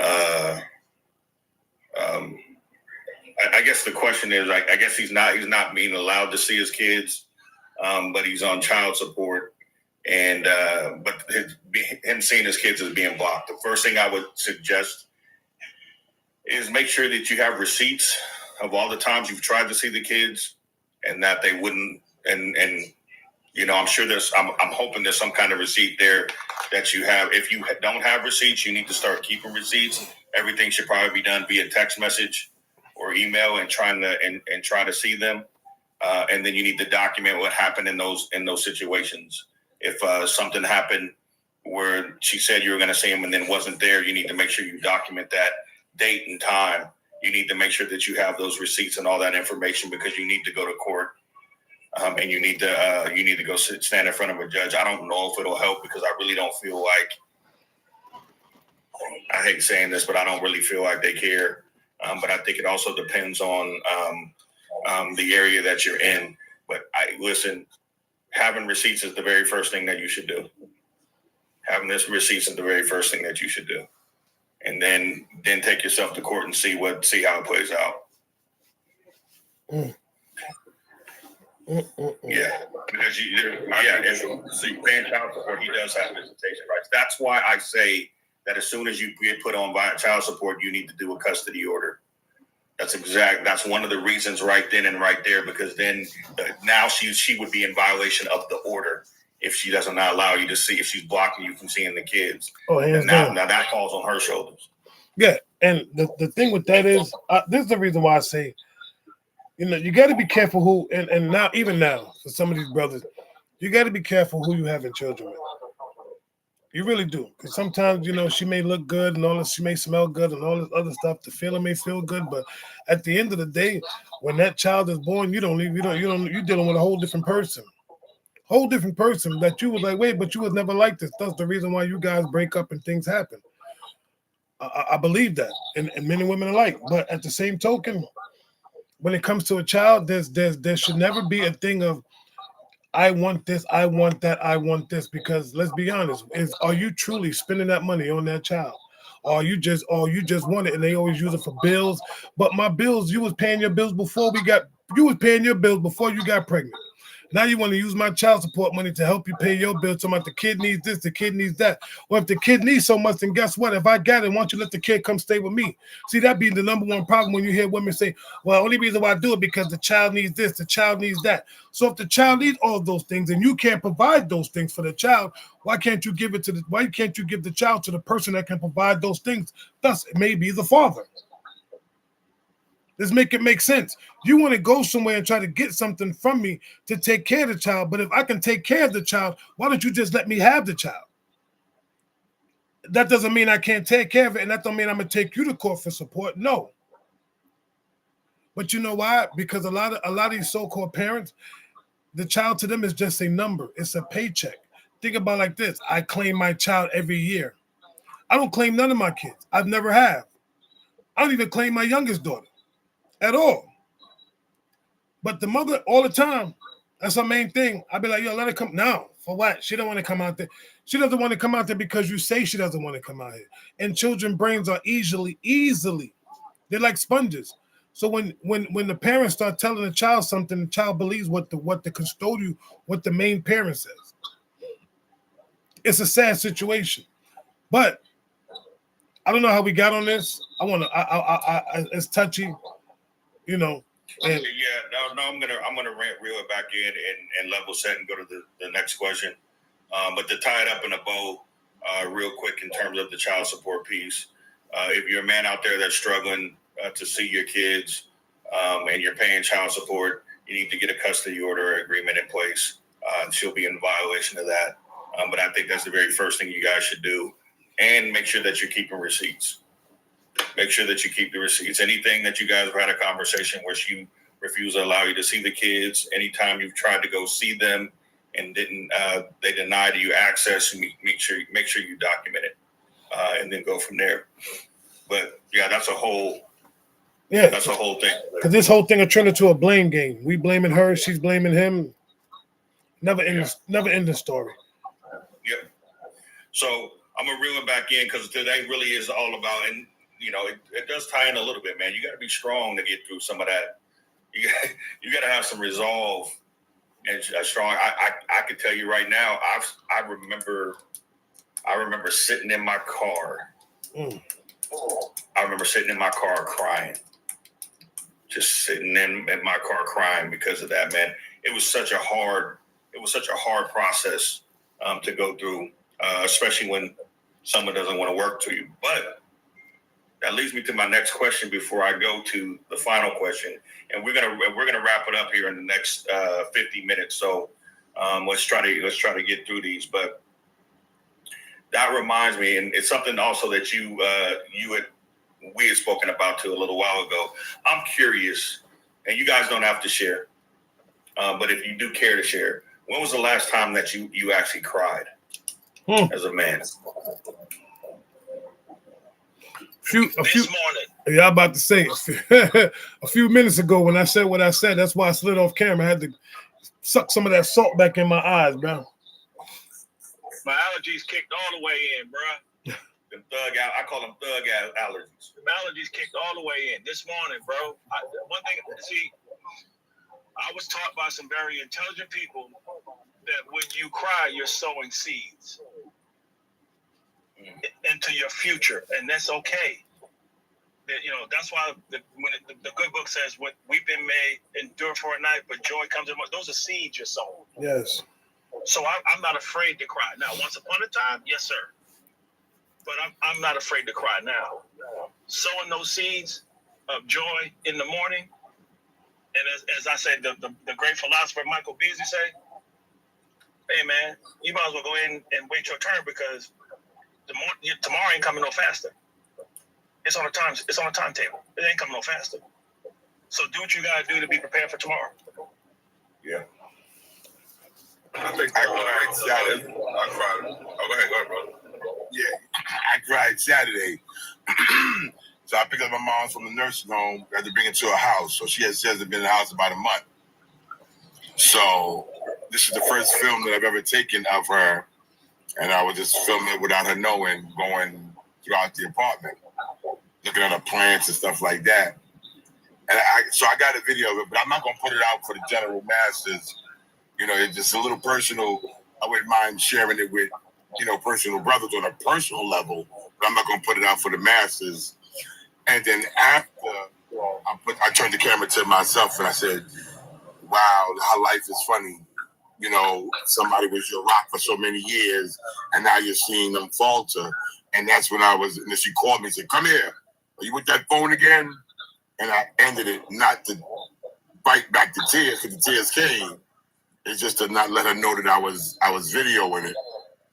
And so the last time I cried was Saturday, and I had to really stop it because I didn't want her to see that, and not because I was afraid it's just she would be like, "Why are you crying?" And then that would make her think of her situation. So I had to stop it. But the last time I cried was Saturday.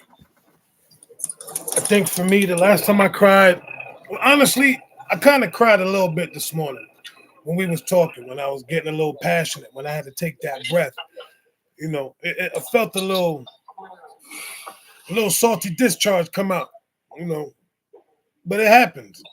And for me, I'm not a big crier, but I do when I feel very, very, very passionate, and when something is hitting heavy on my heart, that emotion just kicks in and I can't help it. It's when I think about brothers when I think about men calling each other brothers and half the stuff that we do to each other, a lot of men move like women and don't even realize it. A lot of these brothers move like women. And it's funny because me and my wife had that conversation the other day. We were talking about like, yo, some of these men move like chicks. And she said some men move worse than women.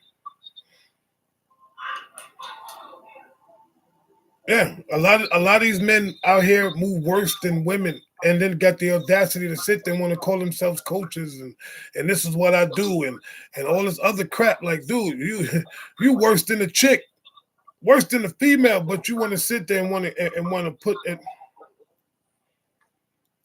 It's retarded, man. Excuse me, I'm sorry, I didn't mean to say that. It's a sad case of somebody trying to call themselves a man and not really being a man. It just bothers me when I hear some of these brothers that just be saying something. Well, some of these men, I can't even call them brothers. Some of these men saying some of the most outlandish stuff on TikTok. Saying some of the most outlandish stuff, even in person. Like, when is it going to stop? When is it going to change? When are we truly going to just be like, you know what, bro, I don't want to hear it? Because to make it work, you just as worse as the person that's saying it when you want to sit there and listen to that nonsense. You are just as worse. Because then you turn around and you get the story mixed up. And who's the first person some of these brothers go tell? A woman. You sitting there telling a woman something like, come on, it got to stop. We got to stop. Real talk. It's disturbing. And it's one of the worst things that we could do is try to move such a female, but yet we want to call ourselves leaders and we want to act like, oh, you know, I'm this type of man. I'm the man. Everything that we do is pretty much ego driven. Has nothing to do with being a man. We are not men. We're not walking like men if everything is based on our egos. I land there. I'm good. Always remember, real quick, Vel, everybody's definition of a man is different. Some people didn't have access to real men, and they, or what we know as real men, or whatever have you. So always remember that each man's mindset of a man is going to differ from his experiences, from his surroundings, and what he was taught. It may not measure up to the man that you are. It may not measure up to the man that I am. And that's where we got to always give grace. I mean, that would be somebody, if I felt that way with some, like I do, I try to keep my distance, because if I got into certain circles with certain people that may not think or move similarly to the way I move, then I'm actually risking my life or whatever else that comes with it. So always remember, I hear what you're saying. I don't knock it, but everybody's mindset of man is going to differ from man to man. And it's just going to be that way. I can just say you keep on being the man that you are. Yeah. Because a lot of people learn it from it. But then we got to stop saying real men move like this if they don't move like that. You see what I'm saying? That whole concept of real men move this way. We can't say real men move certain ways. First of all, we got to even stop saying real men, because we don't know what real men are. We can't even call ourselves a real man. The only person that can tell me I'm a real man is my wife or my friend. I can't sit there and tell you I'm a real dude. Now I can tell you I'm a stand-up man. I am. I'm a man of my word. I'm a straight-up dude when it comes to certain things. I'm straight up about everything. But for me to sit there and tell you I'm a real man, I'm lying to y'all. I be lying to each and every brother on this platform. But we all men. That's it. That's what it is. We're all men. You know what I'm saying? And really what comes down to is what's your character? Who are you? You know what I'm saying? Yeah, I ain't got no choice but to be a man. This like when people say stay black, I ain't got no choice but to stay black. For real. You know what I'm saying? So we men. That's who we are. So now when we start talking about let's remove real man out of the equation and say, okay, I'm automatically a man. Now the only thing we can look at is what's your character? What is your character? Right? How are you moving as a man? What is your character? What do you do? For me, if I'm in a relationship, I'm opening doors, I'm walking on the side of the street, you know what I'm saying? Like, I'm doing stuff for my kids, I'm making sure I'm there for my parents, you know what I'm saying? I'm doing these things and I'm just out here grinding. A lot of times I don't think a lot for myself about myself because I'm so busy trying to pour into everybody else. As a man, and that's my character. My character is to try to pour into everybody else. I don't always do it the best, I don't. But I recognize that, and I continue to work on it. I think that's everybody needs to be self-aware. The character is you. It's not about being a man. It's about what's your character, a man or a woman. What is your character? Who are you showing up as? How do people see you? You know what I mean? What areas? How well do you know yourself? Are you working on those? Are you working on being better in those areas? How is your communication? Do you understand what good communication looks, sounds, and feels like? Who are you? Like when somebody walks down the street and they encounter you, what are they going to walk away in a 2-minute conversation? What are they going to walk away from that conversation with you? Right? Is it just going to be like, oh, are you easily forgettable? Which isn't a bad thing, because sometimes we just, hey, how you doing? We benign talk, I'm out. But when you're called or chosen to impact other people, every interaction is a test of your character, whether it's a positive one or a negative one. And you just got to figure out how you show up in that moment. And a lot of times it's not about talking crazy to people. It's not about telling people how bad they are. Character shows up when adversity walks into that front door. Who you are as an individual will show up as soon as something doesn't go the way you want it to go. And how you respond is going to tell me what your character is, period. And the thing about that is you can't even run from it. That's just who you are. So understand that we all have an opportunity to get better in many different ways, me included. I'm not pointing any fingers at anybody. This is all self. When I say a lot of things, it's stuff that I've already worked through or I'm currently working through within myself. But character is what's important, not a real man or a real woman, because a woman is a woman and a man is a man.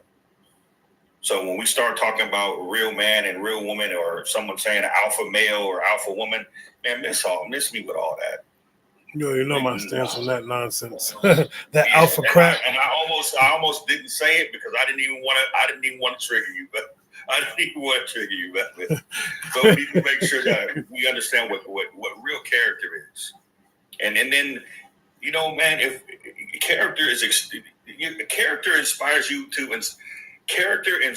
you to show grace in the moments of conflict, right? Show grace. And sometimes when someone else is like, if I'm in an argument with someone and I see them doing stuff I can't remember the last argument I got into, but if I'm in a disagreement with someone and I see them getting upset, why am I going to get upset with that person? They're going to try to get me upset. My character doesn't allow that to happen. People think I don't care. People think I'm nonchalant. It's not that. Like, oh, Ford don't care about nothing. There's no sense of urgency. He's not. It couldn't be any further from the truth, man. I stress out a lot. But my character, the character of who I am, tells me to listen. I need to deal with that a certain way. But what I need to do is get to work on what I need to be doing to be able to deal with whatever situation that I'm dealing with. I'm okay with that. And I'm okay with people misunderstanding me and because I know my character, it's never about what people call you, it's what you answer to. So understand that if somebody's trying to paint a picture or a narrative of you that may not necessarily be true, that may be their experience, and you got to respect it. That's their experience. If it's not who you are, you keep it moving. That's character. Not trying to prove yourself to somebody that don't give a damn, that doesn't care about you anymore. Not proving yourself to people that haven't had really any good things to say about you. No, your character is how you handle yourself in those situations, and it's always going to show up. It's never shows up when everything is going great. Your character is always going to show up when you have adversity thrown your way or something that didn't go the way you wanted to go happens. Amen. Amen, brother. Well said, Ford, man. Well said. I'm just sitting there listening, thinking and saying, man, that's, man, I think to answer your question, last time I cried was over a month ago when my mother had a stroke. That's probably the last time I ran that hard to the hospital. So when I got to the parking lot, man, I ran all the way just trying to get to her, thinking we were going to lose her. So, yeah, this is huge for me. My circle is really small. It was some years ago. I kind of just started distancing myself from brothers that I did know, because and again, I'm not perfect by any means, but like you said, when you do some introspection on yourself and then you kind of look around, you see certain things you might not align with. You just try to move differently, and not even just for your own peace, but just for growth as well. So, like you said, a lot to do with character. And really, that boils down to character. That's how we were raised. We wasn't raised to look at color as much as character. And like you said, there's no better way to see that or exhibit that than adversity. So, yeah, that was the last time for me. It was over a month ago. My grandfather was a very stoic person. He served in the military for over 30 years. He kind of tried to raise me to not, I guess, cry as much. I think I only seen him cry twice in my life, and that was when my grandmother passed, and I think that was when his father passed. That was the only time I seen it. Not that I don't think it's weak. I think it's something that as I get older, I just been seeing so much. You know, all of us have it. It takes a lot more for that to come out of me. That was my last time. Yeah, I'll answer, and then I'm gonna go to the last question because we starting. I'm gonna answer real quick. Then I'm gonna drop anyway because they won't call me up and get this load. I really want to answer the question because I don't think a lot of men do admit to crying, and for some reason I think it's getting lesser, but it seems to be a weakness or something. So I'm definitely not in that realm, but I feel like if you feel like you need to cry, you should cry, because crying is weakness and pain leaving the soul. So I feel like everybody should cry. The last time I did cry, I was in my car. It was a Sunday. I was going to pick up my youngest son, and I was listening to my gospel music.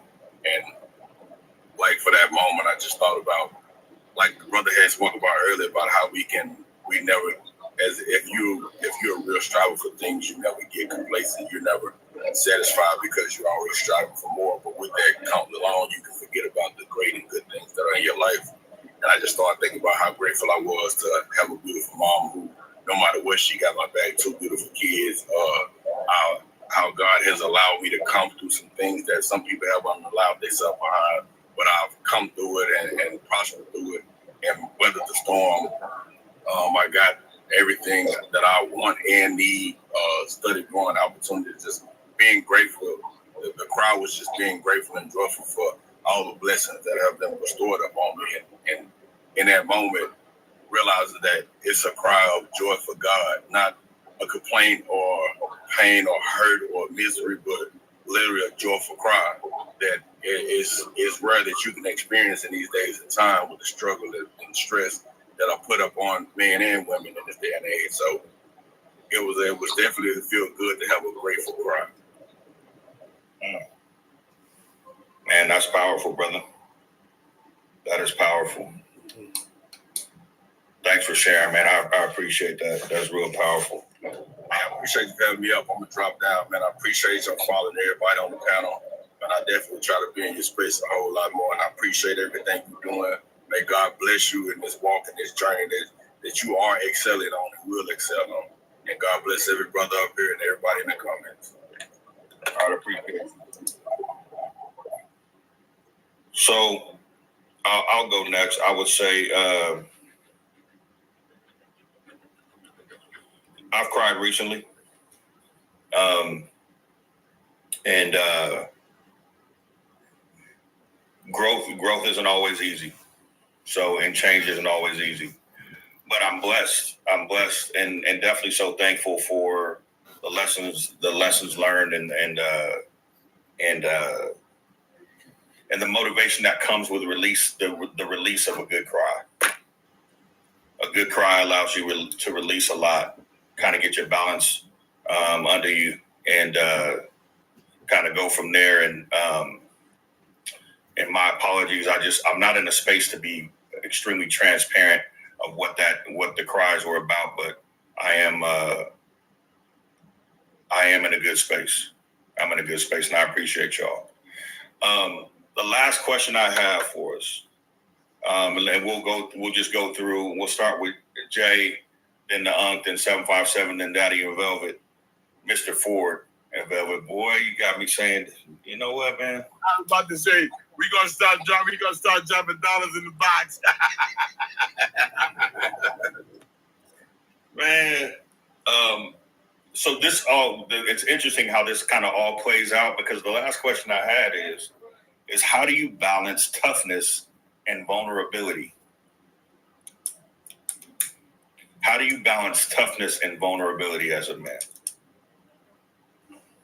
Jay Major, what you got? Oh, my bad. I'm over here fighting the whole tear thing in the comment section. So this whole thing is just surreal to me because I don't cry. I was always taught not to. All my consequences came when I cried, so it literally taught me not to. So so everybody's talking about crying and I have rain, so it's a whole thing. But toughness and vulnerability. That's a good question. I guess it comes to me as like the examples I lead as a father and as a dad and as a husband. I think my vulnerability comes more with my wife than anybody else. I really don't show emotion. I'm not a very emotional guy, so I don't really show emotions to the outside world. That's why Velvet bring me up here is kind of, shout out to my brother for that, because I don't do this. I don't do the whole brother thing, the whole band. I don't really do it. So shout out to Velvet for that. What? But it's a balance, especially with my kids, because my mute is on. Kids, my older kids, right? They're going through their vulnerability, right? Trying to express their emotions and still trying to be tough.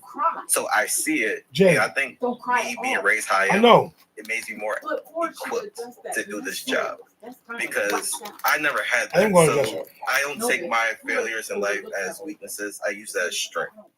And that strength of having that toughness to be mentally tough and not being as strong in vulnerability makes me more vulnerable with them, because I can tell them, hey, it's okay to cry. It's okay to cry. It's okay to feel. It's okay to go through the emotions. But hey, don't sit in it. Don't dwell in it. Don't sit in your own PISSS.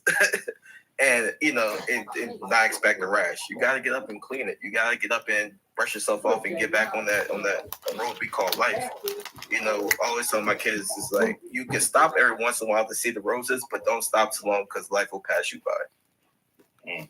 And I think just those situations where you understand, like, yeah, you can have a moment for yourself, but don't stay in that moment and get lost in the sauce, because yeah, you may see a good thing, but that good thing will no longer be a good thing if you stare at it too long. It just becomes normal and becomes regular, just like everything else. You got to keep going and experience life.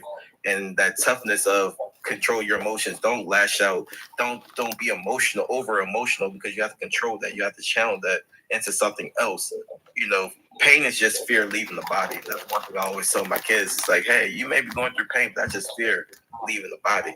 You got to keep going, because there's a bigger reward in life going through the negatives than there's the positives. And I got to remind my kids that all the time. It's like, yeah, you want all these great things when times are good, but when times are bad, the true colors of you show. The true aura of yourself presents itself when things are bad. That's when you're defined as a man. What Bill was saying, when you define yourself as a man, is when you can take the negatives and stop making excuses and pointing the finger at everybody else and take ownership of what you created and take ownership of the bad times and really triumph from that. Everybody's good when things are good. Everybody's the best of friends when things are good. You're the best of partner when things are good. You got the best marriage when things are good. But when things go bad, that's when the shift comes. Oh, you're a POS, you're this, you're that. The true colors of your nature are shown more in the negatives. That's why I don't necessarily cry, because my mom always taught me, it's like, hey, you got no room for tears, because nobody's gonna feel sorry for you. Take that pain and turn it to strength. So that's why when people say why I'm so strong in life, is because I take all my pain and I transform it into something good rather than just sitting in it. So that's what I gotta say. I heard that. And that's why I rock with you, Jay. What you say, remember? No, I said that's why I rock with him. He a different breed, but I rock with Jay. Real talk. I appreciate it. Thank you for inviting me, Belby and Mr. Ford. Thank you for having me, because, like I said, this is very unfamiliar with the whole men thing, so I appreciate it. Yeah, because I'm going to bring you in unfamiliar spaces. We sharpening that iron, Jay. All We day. sharpening that iron. I would say this, great stuff, Jay. I encourage people to dive into whatever that they're feeling and stay in it as long as you need to stay in it to get through it immediately, as opposed to letting it drag out and then it starts seeping into other aspects of your life. You have a situation that hurts you, allow that. What I should say, let it burn. Just let it burn. Allow it. Allow yourself to feel that. The faster you get through it, the better you will be moving forward. A lot of times we don't deal with that stuff. And this isn't anything you're saying, Jay. I'm just speaking. A lot of times we don't deal with it, and then we carry that with us, and then we introduce it into new friendships or new relationships or whatever, and we wonder why those things don't work out, because we're still bringing in past trauma that we haven't worked through. So whatever it is that you got to work on it. Don't run from the emotion.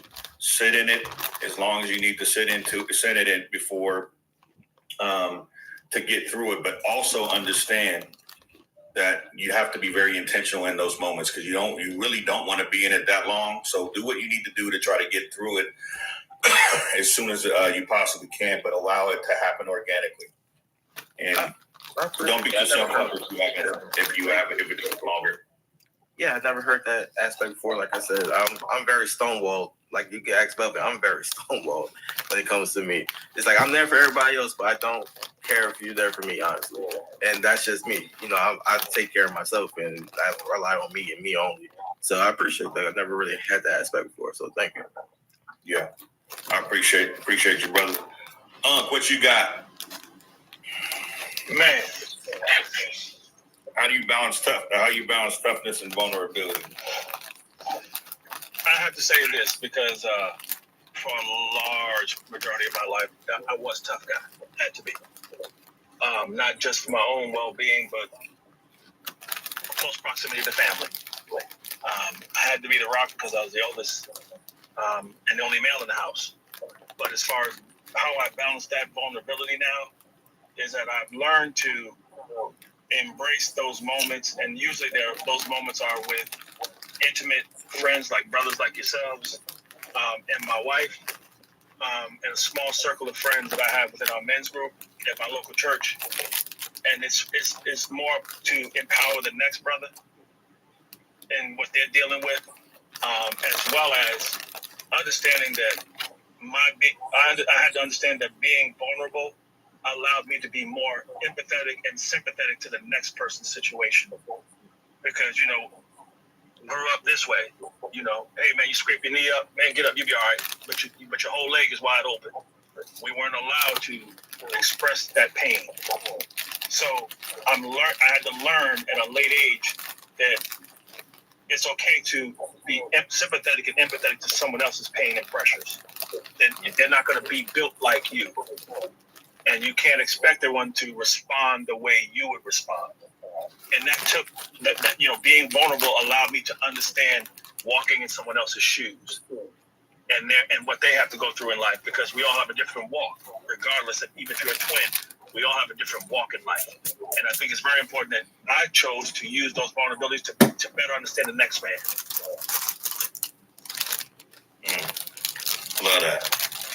Love that. Thank you, Unc. I appreciate you for that. 757. How do you balance toughness and vulnerability? I love that question too, man.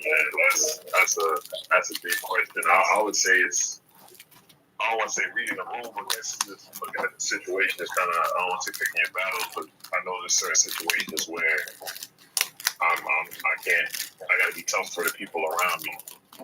And there's certain situations where I need to be able to allow myself for them to do the same thing for me, for them to be able to pour into me as well. So it's knowing when, and even that's hard sometimes navigating that. But it's been that's been my journey as far as over these years. And sometimes I gotta be the person that is being there or helping hold someone else up, and then sometimes I gotta be able to take my tail down and take my own role for other men to help me out, to point out whatever wounds I got. So it's been a balance. There's been a balance between certain passes and certain things like that where I know my cousin lost his younger brother, and me being the pallbearer in that situation, I know I had to kind of keep my composure and let that moment happen for me at a later time or maybe a different time. Doesn't mean I can't have it. It means in this moment, this is affecting him in a different way than it is me. So this is the moment where I need to be more of that in a tougher standpoint. And then if it was a situation like that for me, I know it's a time where I need to be able to allow myself to be vulnerable and let them be there for me. Let them do the same thing I did for them to exchange that. That's like you said. That's hard for me as men not to really do that as much. I know my grandfather was my father. I didn't see him do that often. But like I said, it'll tear you apart. Like being hard all the time and trying to be tough all the time. Instead, everything's on balance. It'll eat you alive. So I think it's knowing the situation is knowing, all right, this is a moment where I got to be tough for maybe the person around me. This person is going through something that they need me to be there for them, and then knowing, all right, this is the time where I got to let my guard down to allow somebody to be there for me or at least know that I'm going through something so I don't try to carry all this weight on myself. Love that, man. Love that. Thanks, 757. I appreciate you, brother. Mr. Ford, how do you balance toughness and vulnerability, my guy? I'm definitely piggybacking, definitely off of what Infinite said. It's a game time decision when you come across a situation. It's not a one size fits all. Some situations when you come across it, you may say, okay, this situation deserves more empathy and sympathy and coming from a softer angle. This situation may come from a more harder, I don't want to say dictatorial, but you know what I mean, approach, a more stern approach. So it would basically depend on the situation at hand. It's definitely not a one size fits all situation. Like I said, some situations are going to deserve the shoulder. Some may deserve the fist. You know what I'm saying? And administer properly. Because you're not trying to destroy something. You're trying to correct something. Or you're trying to show something. So when you come up across a situation, that will determine and then you'll be able to properly administer the proper type of justice or level of understanding or compassion that said situation deserves. Knowing the difference at the situation, and let's hope you got some wisdom to know the difference. Love it.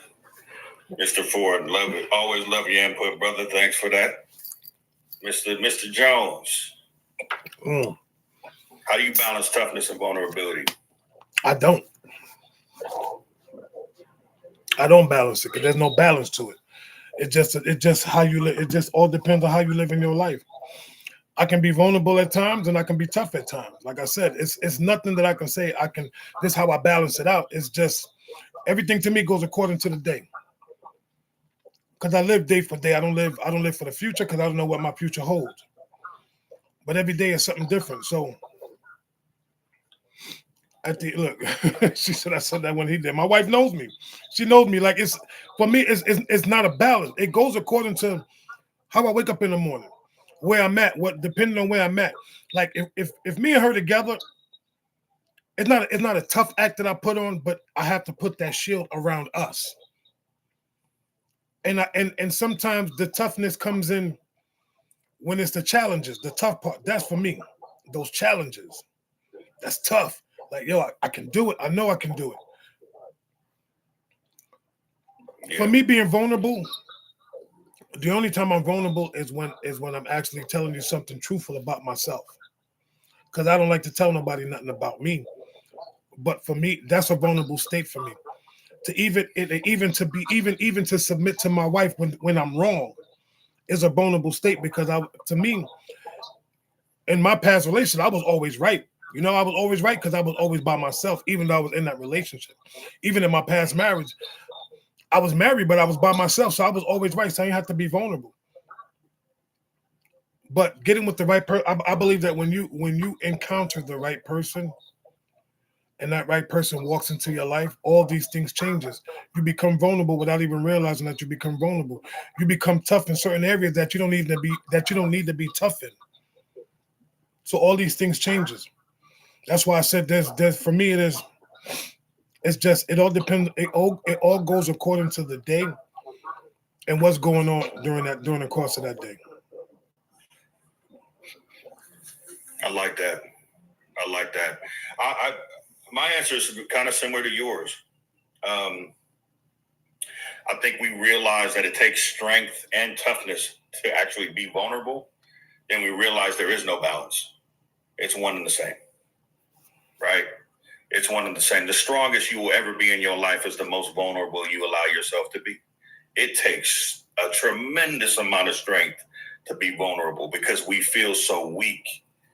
We feel so weak in those moments. We can be destroyed in those moments. You know what I mean? And so understanding that it all ties together. Understanding that it all ties together in those moments, that the vulnerability comes from a place of strength, comes from a place of toughness, and we understand that, then we can yield it a little bit easier. It doesn't feel so bad. But in the moment when the emotions are high, it's always going to be very, very, very uncomfortable. The vulnerability piece. So I just encourage everybody to understand that, listen, vulnerability isn't something to run from. It is not a weakness. It is a superpower. I don't call it a weakness. I call it a superpower. Allowing yourself to be vulnerable with people, especially the people that you care about. Now, don't get it twisted. We don't want to be very vulnerable to strangers, right?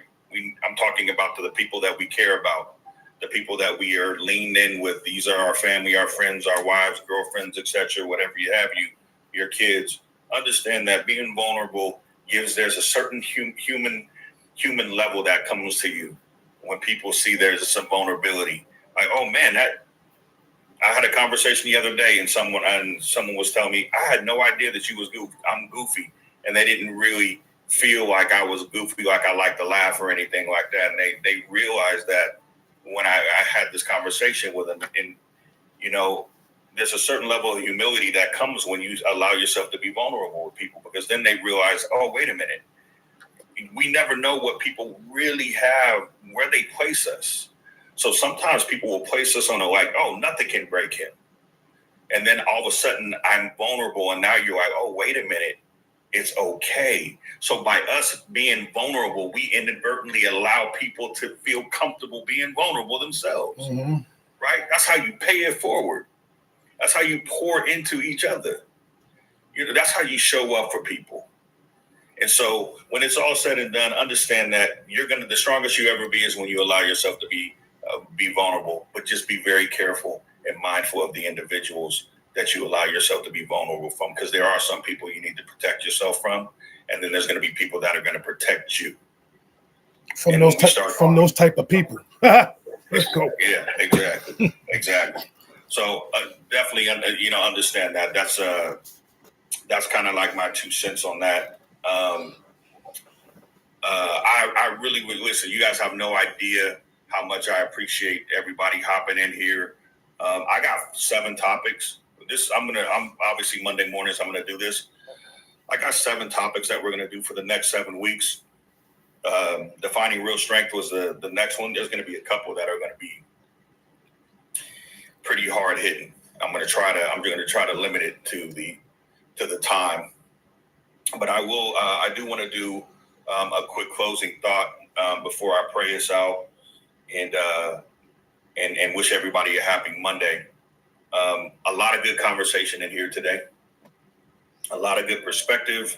And I even love people being open to my brother was a J-Mo who came here who said he doesn't normally do this, for him to come in and share, even just to say that he doesn't, that right there is huge. That right there is huge. And so the more we can create scenarios and situations and areas of opportunity for men to come and connect on a level like we did today, we're not talking about relationships. Obviously, a lot of stuff can be applicable and you apply it to whatever relationships you have out there. But we're talking about how we grow as individuals and how we support each other as individuals. There is strength in vulnerability. There is honor in vulnerability. And as men, we need to understand when we need to step into those vulnerable places. But more importantly, we need to have the discernment to make sure that the people we have around us are safe spaces to be vulnerable. And it should start with the brotherhood. It should 100% start with the brotherhood, because we know what we go through on a daily basis. We should start with being vulnerable and being able to submit to my brother to say, hey, I'm feeling this type of way, or this is what I'm going. And someone or my brother can give me feedback on where I may be coming up short. But we got to submit to each other. We can't just submit in one aspect of our life, and because that's what works for that relationship to be successful, but we're not going to submit to the other aspects of our lives when it comes to dealing with relationships. We just have to submit, period. But the reason why we struggle with that is because a lot of us have too many people around us that aren't supposed to be there. And we're not sure if we can be vulnerable. We don't trust them to be vulnerable. Look at your circle. Really, really take a moment and look at your circle, y'all. If you have a circle of people around you, circle of friendships, ask how many of those people do you feel comfortable being vulnerable with, transparent with? And then ask yourself, why is that? Is it a you thing or is it a them thing? And if it is a them thing, you need to start figuring out how you're going to minimize the interaction with those individuals and either move to someone that is, or replace that someone was to be there that is that can be there for you and you are comfortable. Yes, always pruning, absolutely, Lady L.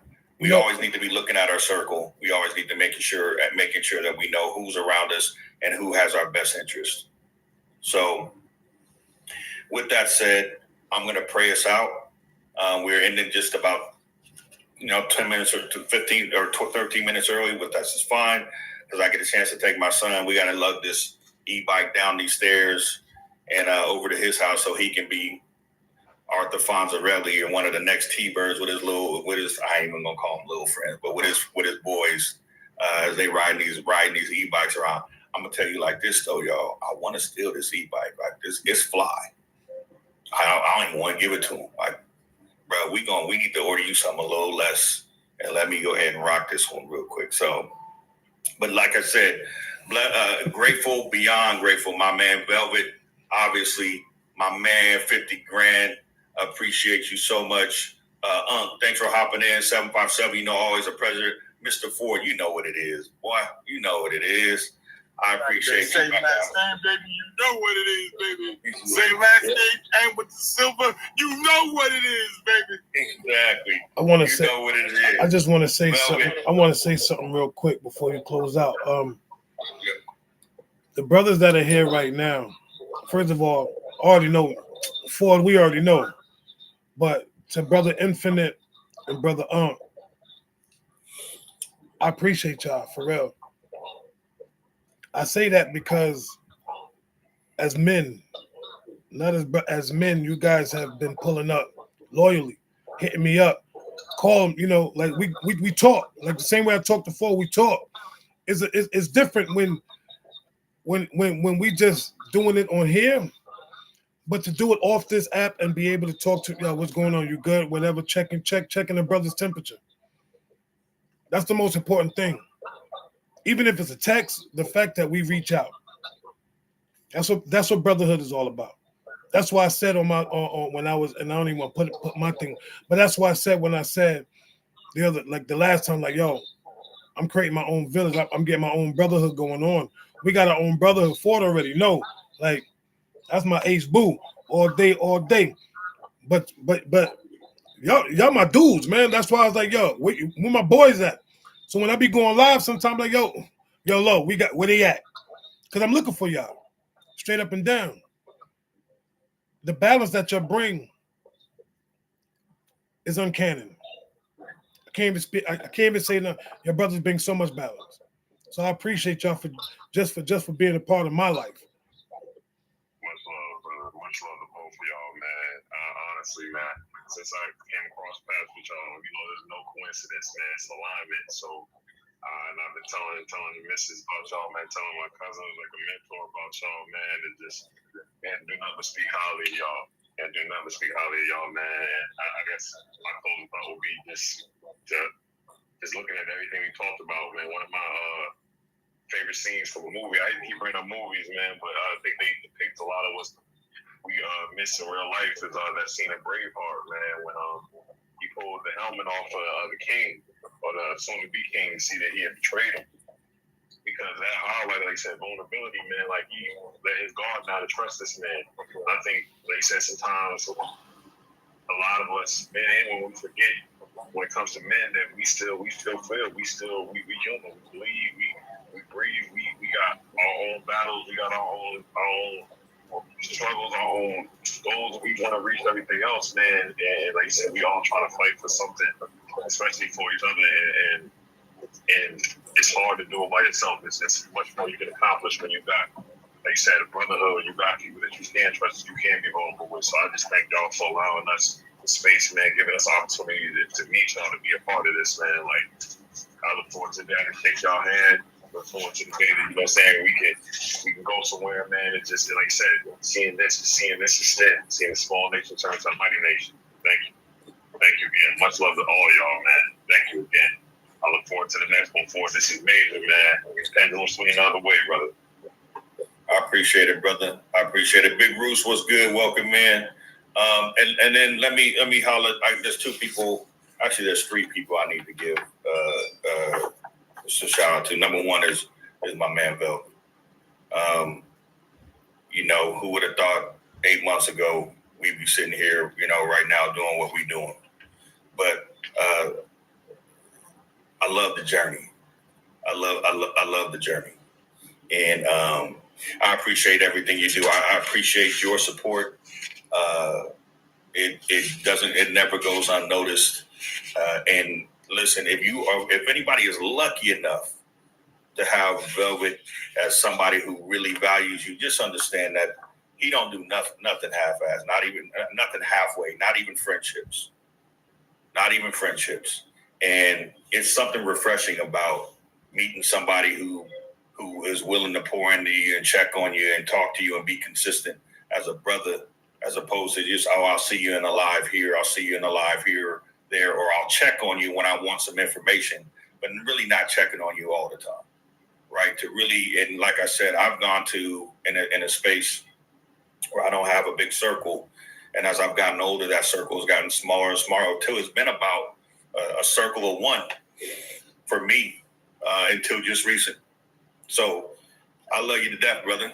I appreciate your support. I appreciate your protection, because we got to protect each other as brothers as well. I appreciate your protection.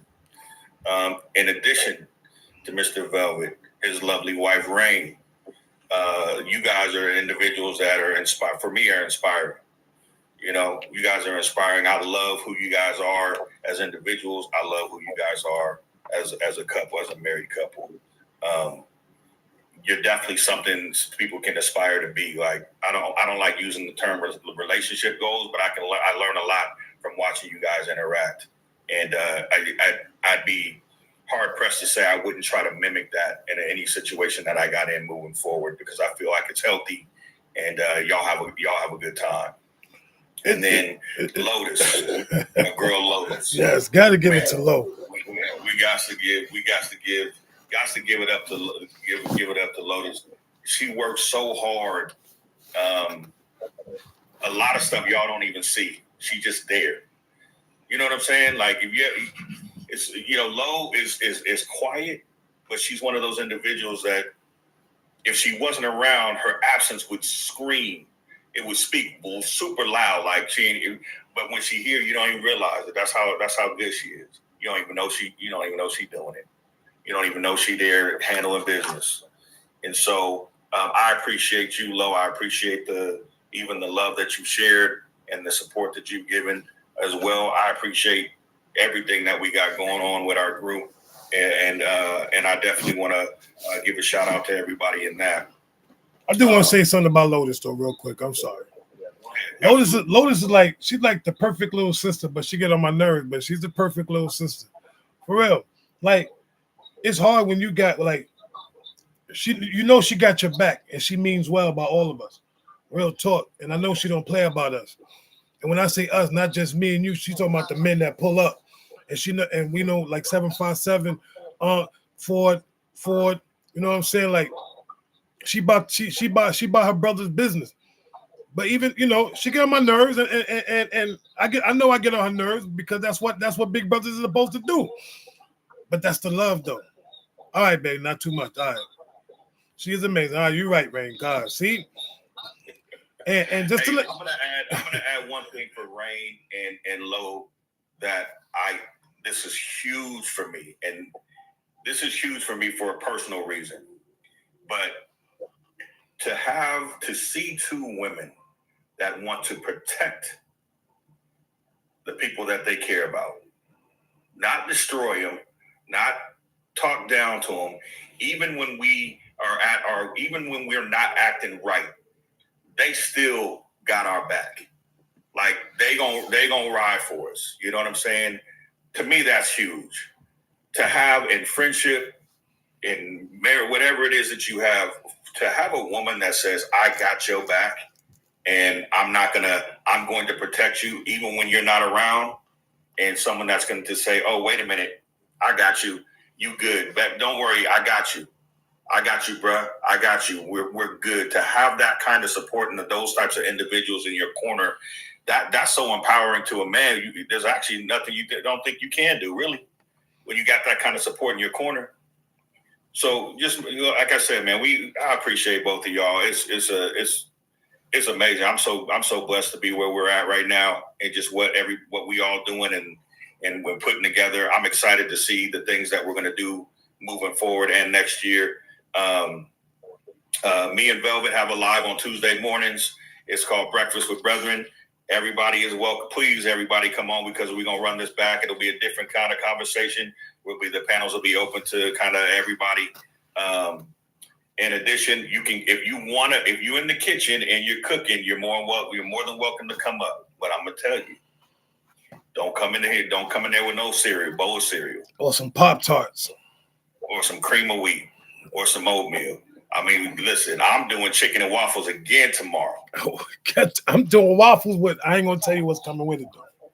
Yeah, I'm doing chicken and waffles again tomorrow. So, well, the wife got me. She hooked me up with something. She said, "You gonna do these waffles?" I said, "You ain't never lied, player." So I got something lined up tomorrow. Yeah, BB, don't come up with no greens. BB, don't you come up with no greens. No. The only time women come up unless you got a question. T.O., what up, my boy? Only time we let. So here's the thing, just to give your people a disclaimer. The only time people can come up is if they have a question that they want to ask. Nothing about not sitting up on, and we talking about women. Ain't no sitting up on the panel thinking you're gonna be up there just chilling. You got a question, you come up, like you said, be what? Be bright, be brief, be gone. Yep. That's it. Come up, get your question answered, and we gonna hop. You can hop right back in the chat. Nothing against y'all, but there's only a few brothers that can sit up there and we don't open every doggone box. Yeah, absolutely. But it's a good time. It's a fun time. It's all good, T.O. I know you doing your thing, brother. I got you. We're straight. But it's a good time. We have a lot of fun with it. Man, we do be cooking though. Yeah, we be cooking. If you, as a man, you want to come up in this kitchen with us, that's fine. Just make sure you bring in, I'm okay with like bacon, eggs, some scrambled eggs, whatever you want to do, but we ain't doing this. If I see you if you getting packed up, if you walk in with a bowl of cereal. I'm telling you, if I hear the crap of if I open the bag of a Pop-Tart, it's a ball game. I'm coming at your neck. But we know what the bag of top Pop-Tarts sound like. Exactly. They got a special. They got a special. Y'all better watch out.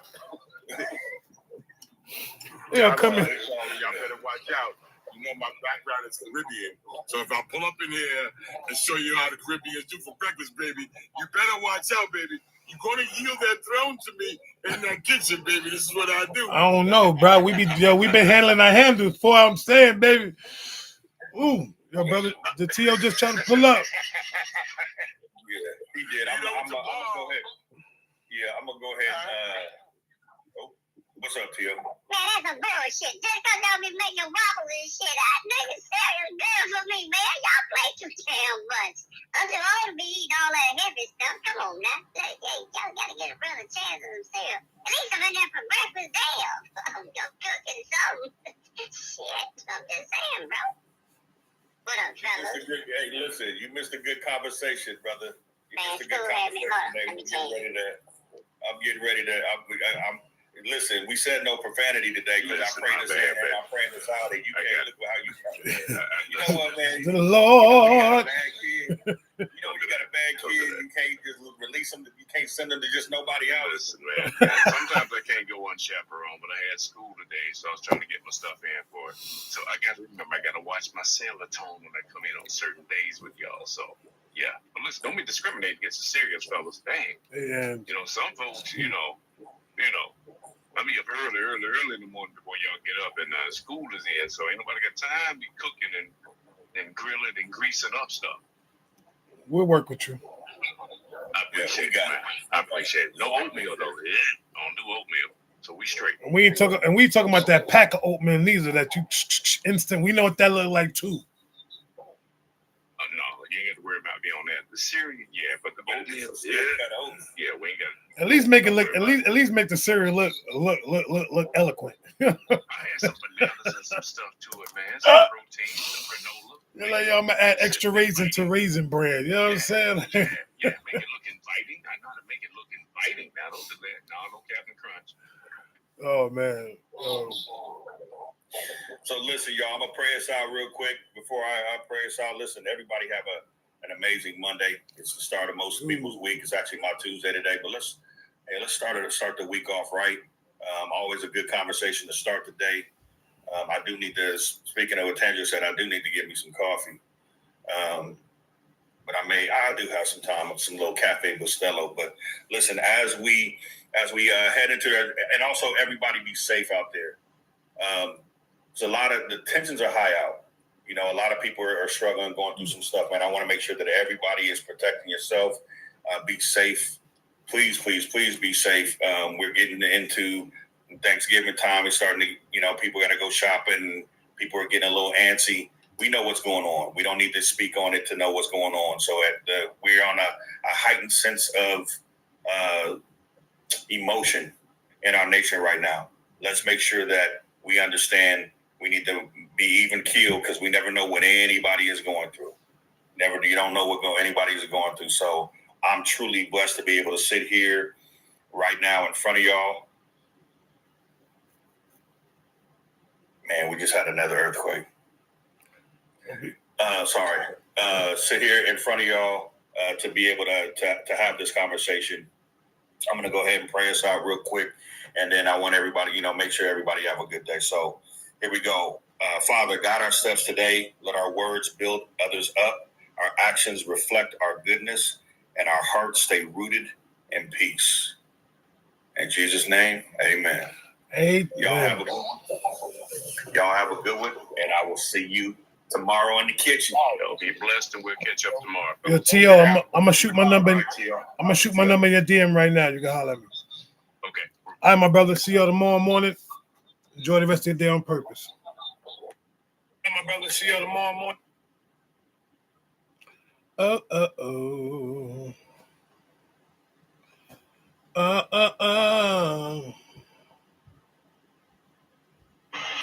So for all these people that's out here talking about this election, they must still be in their feelings.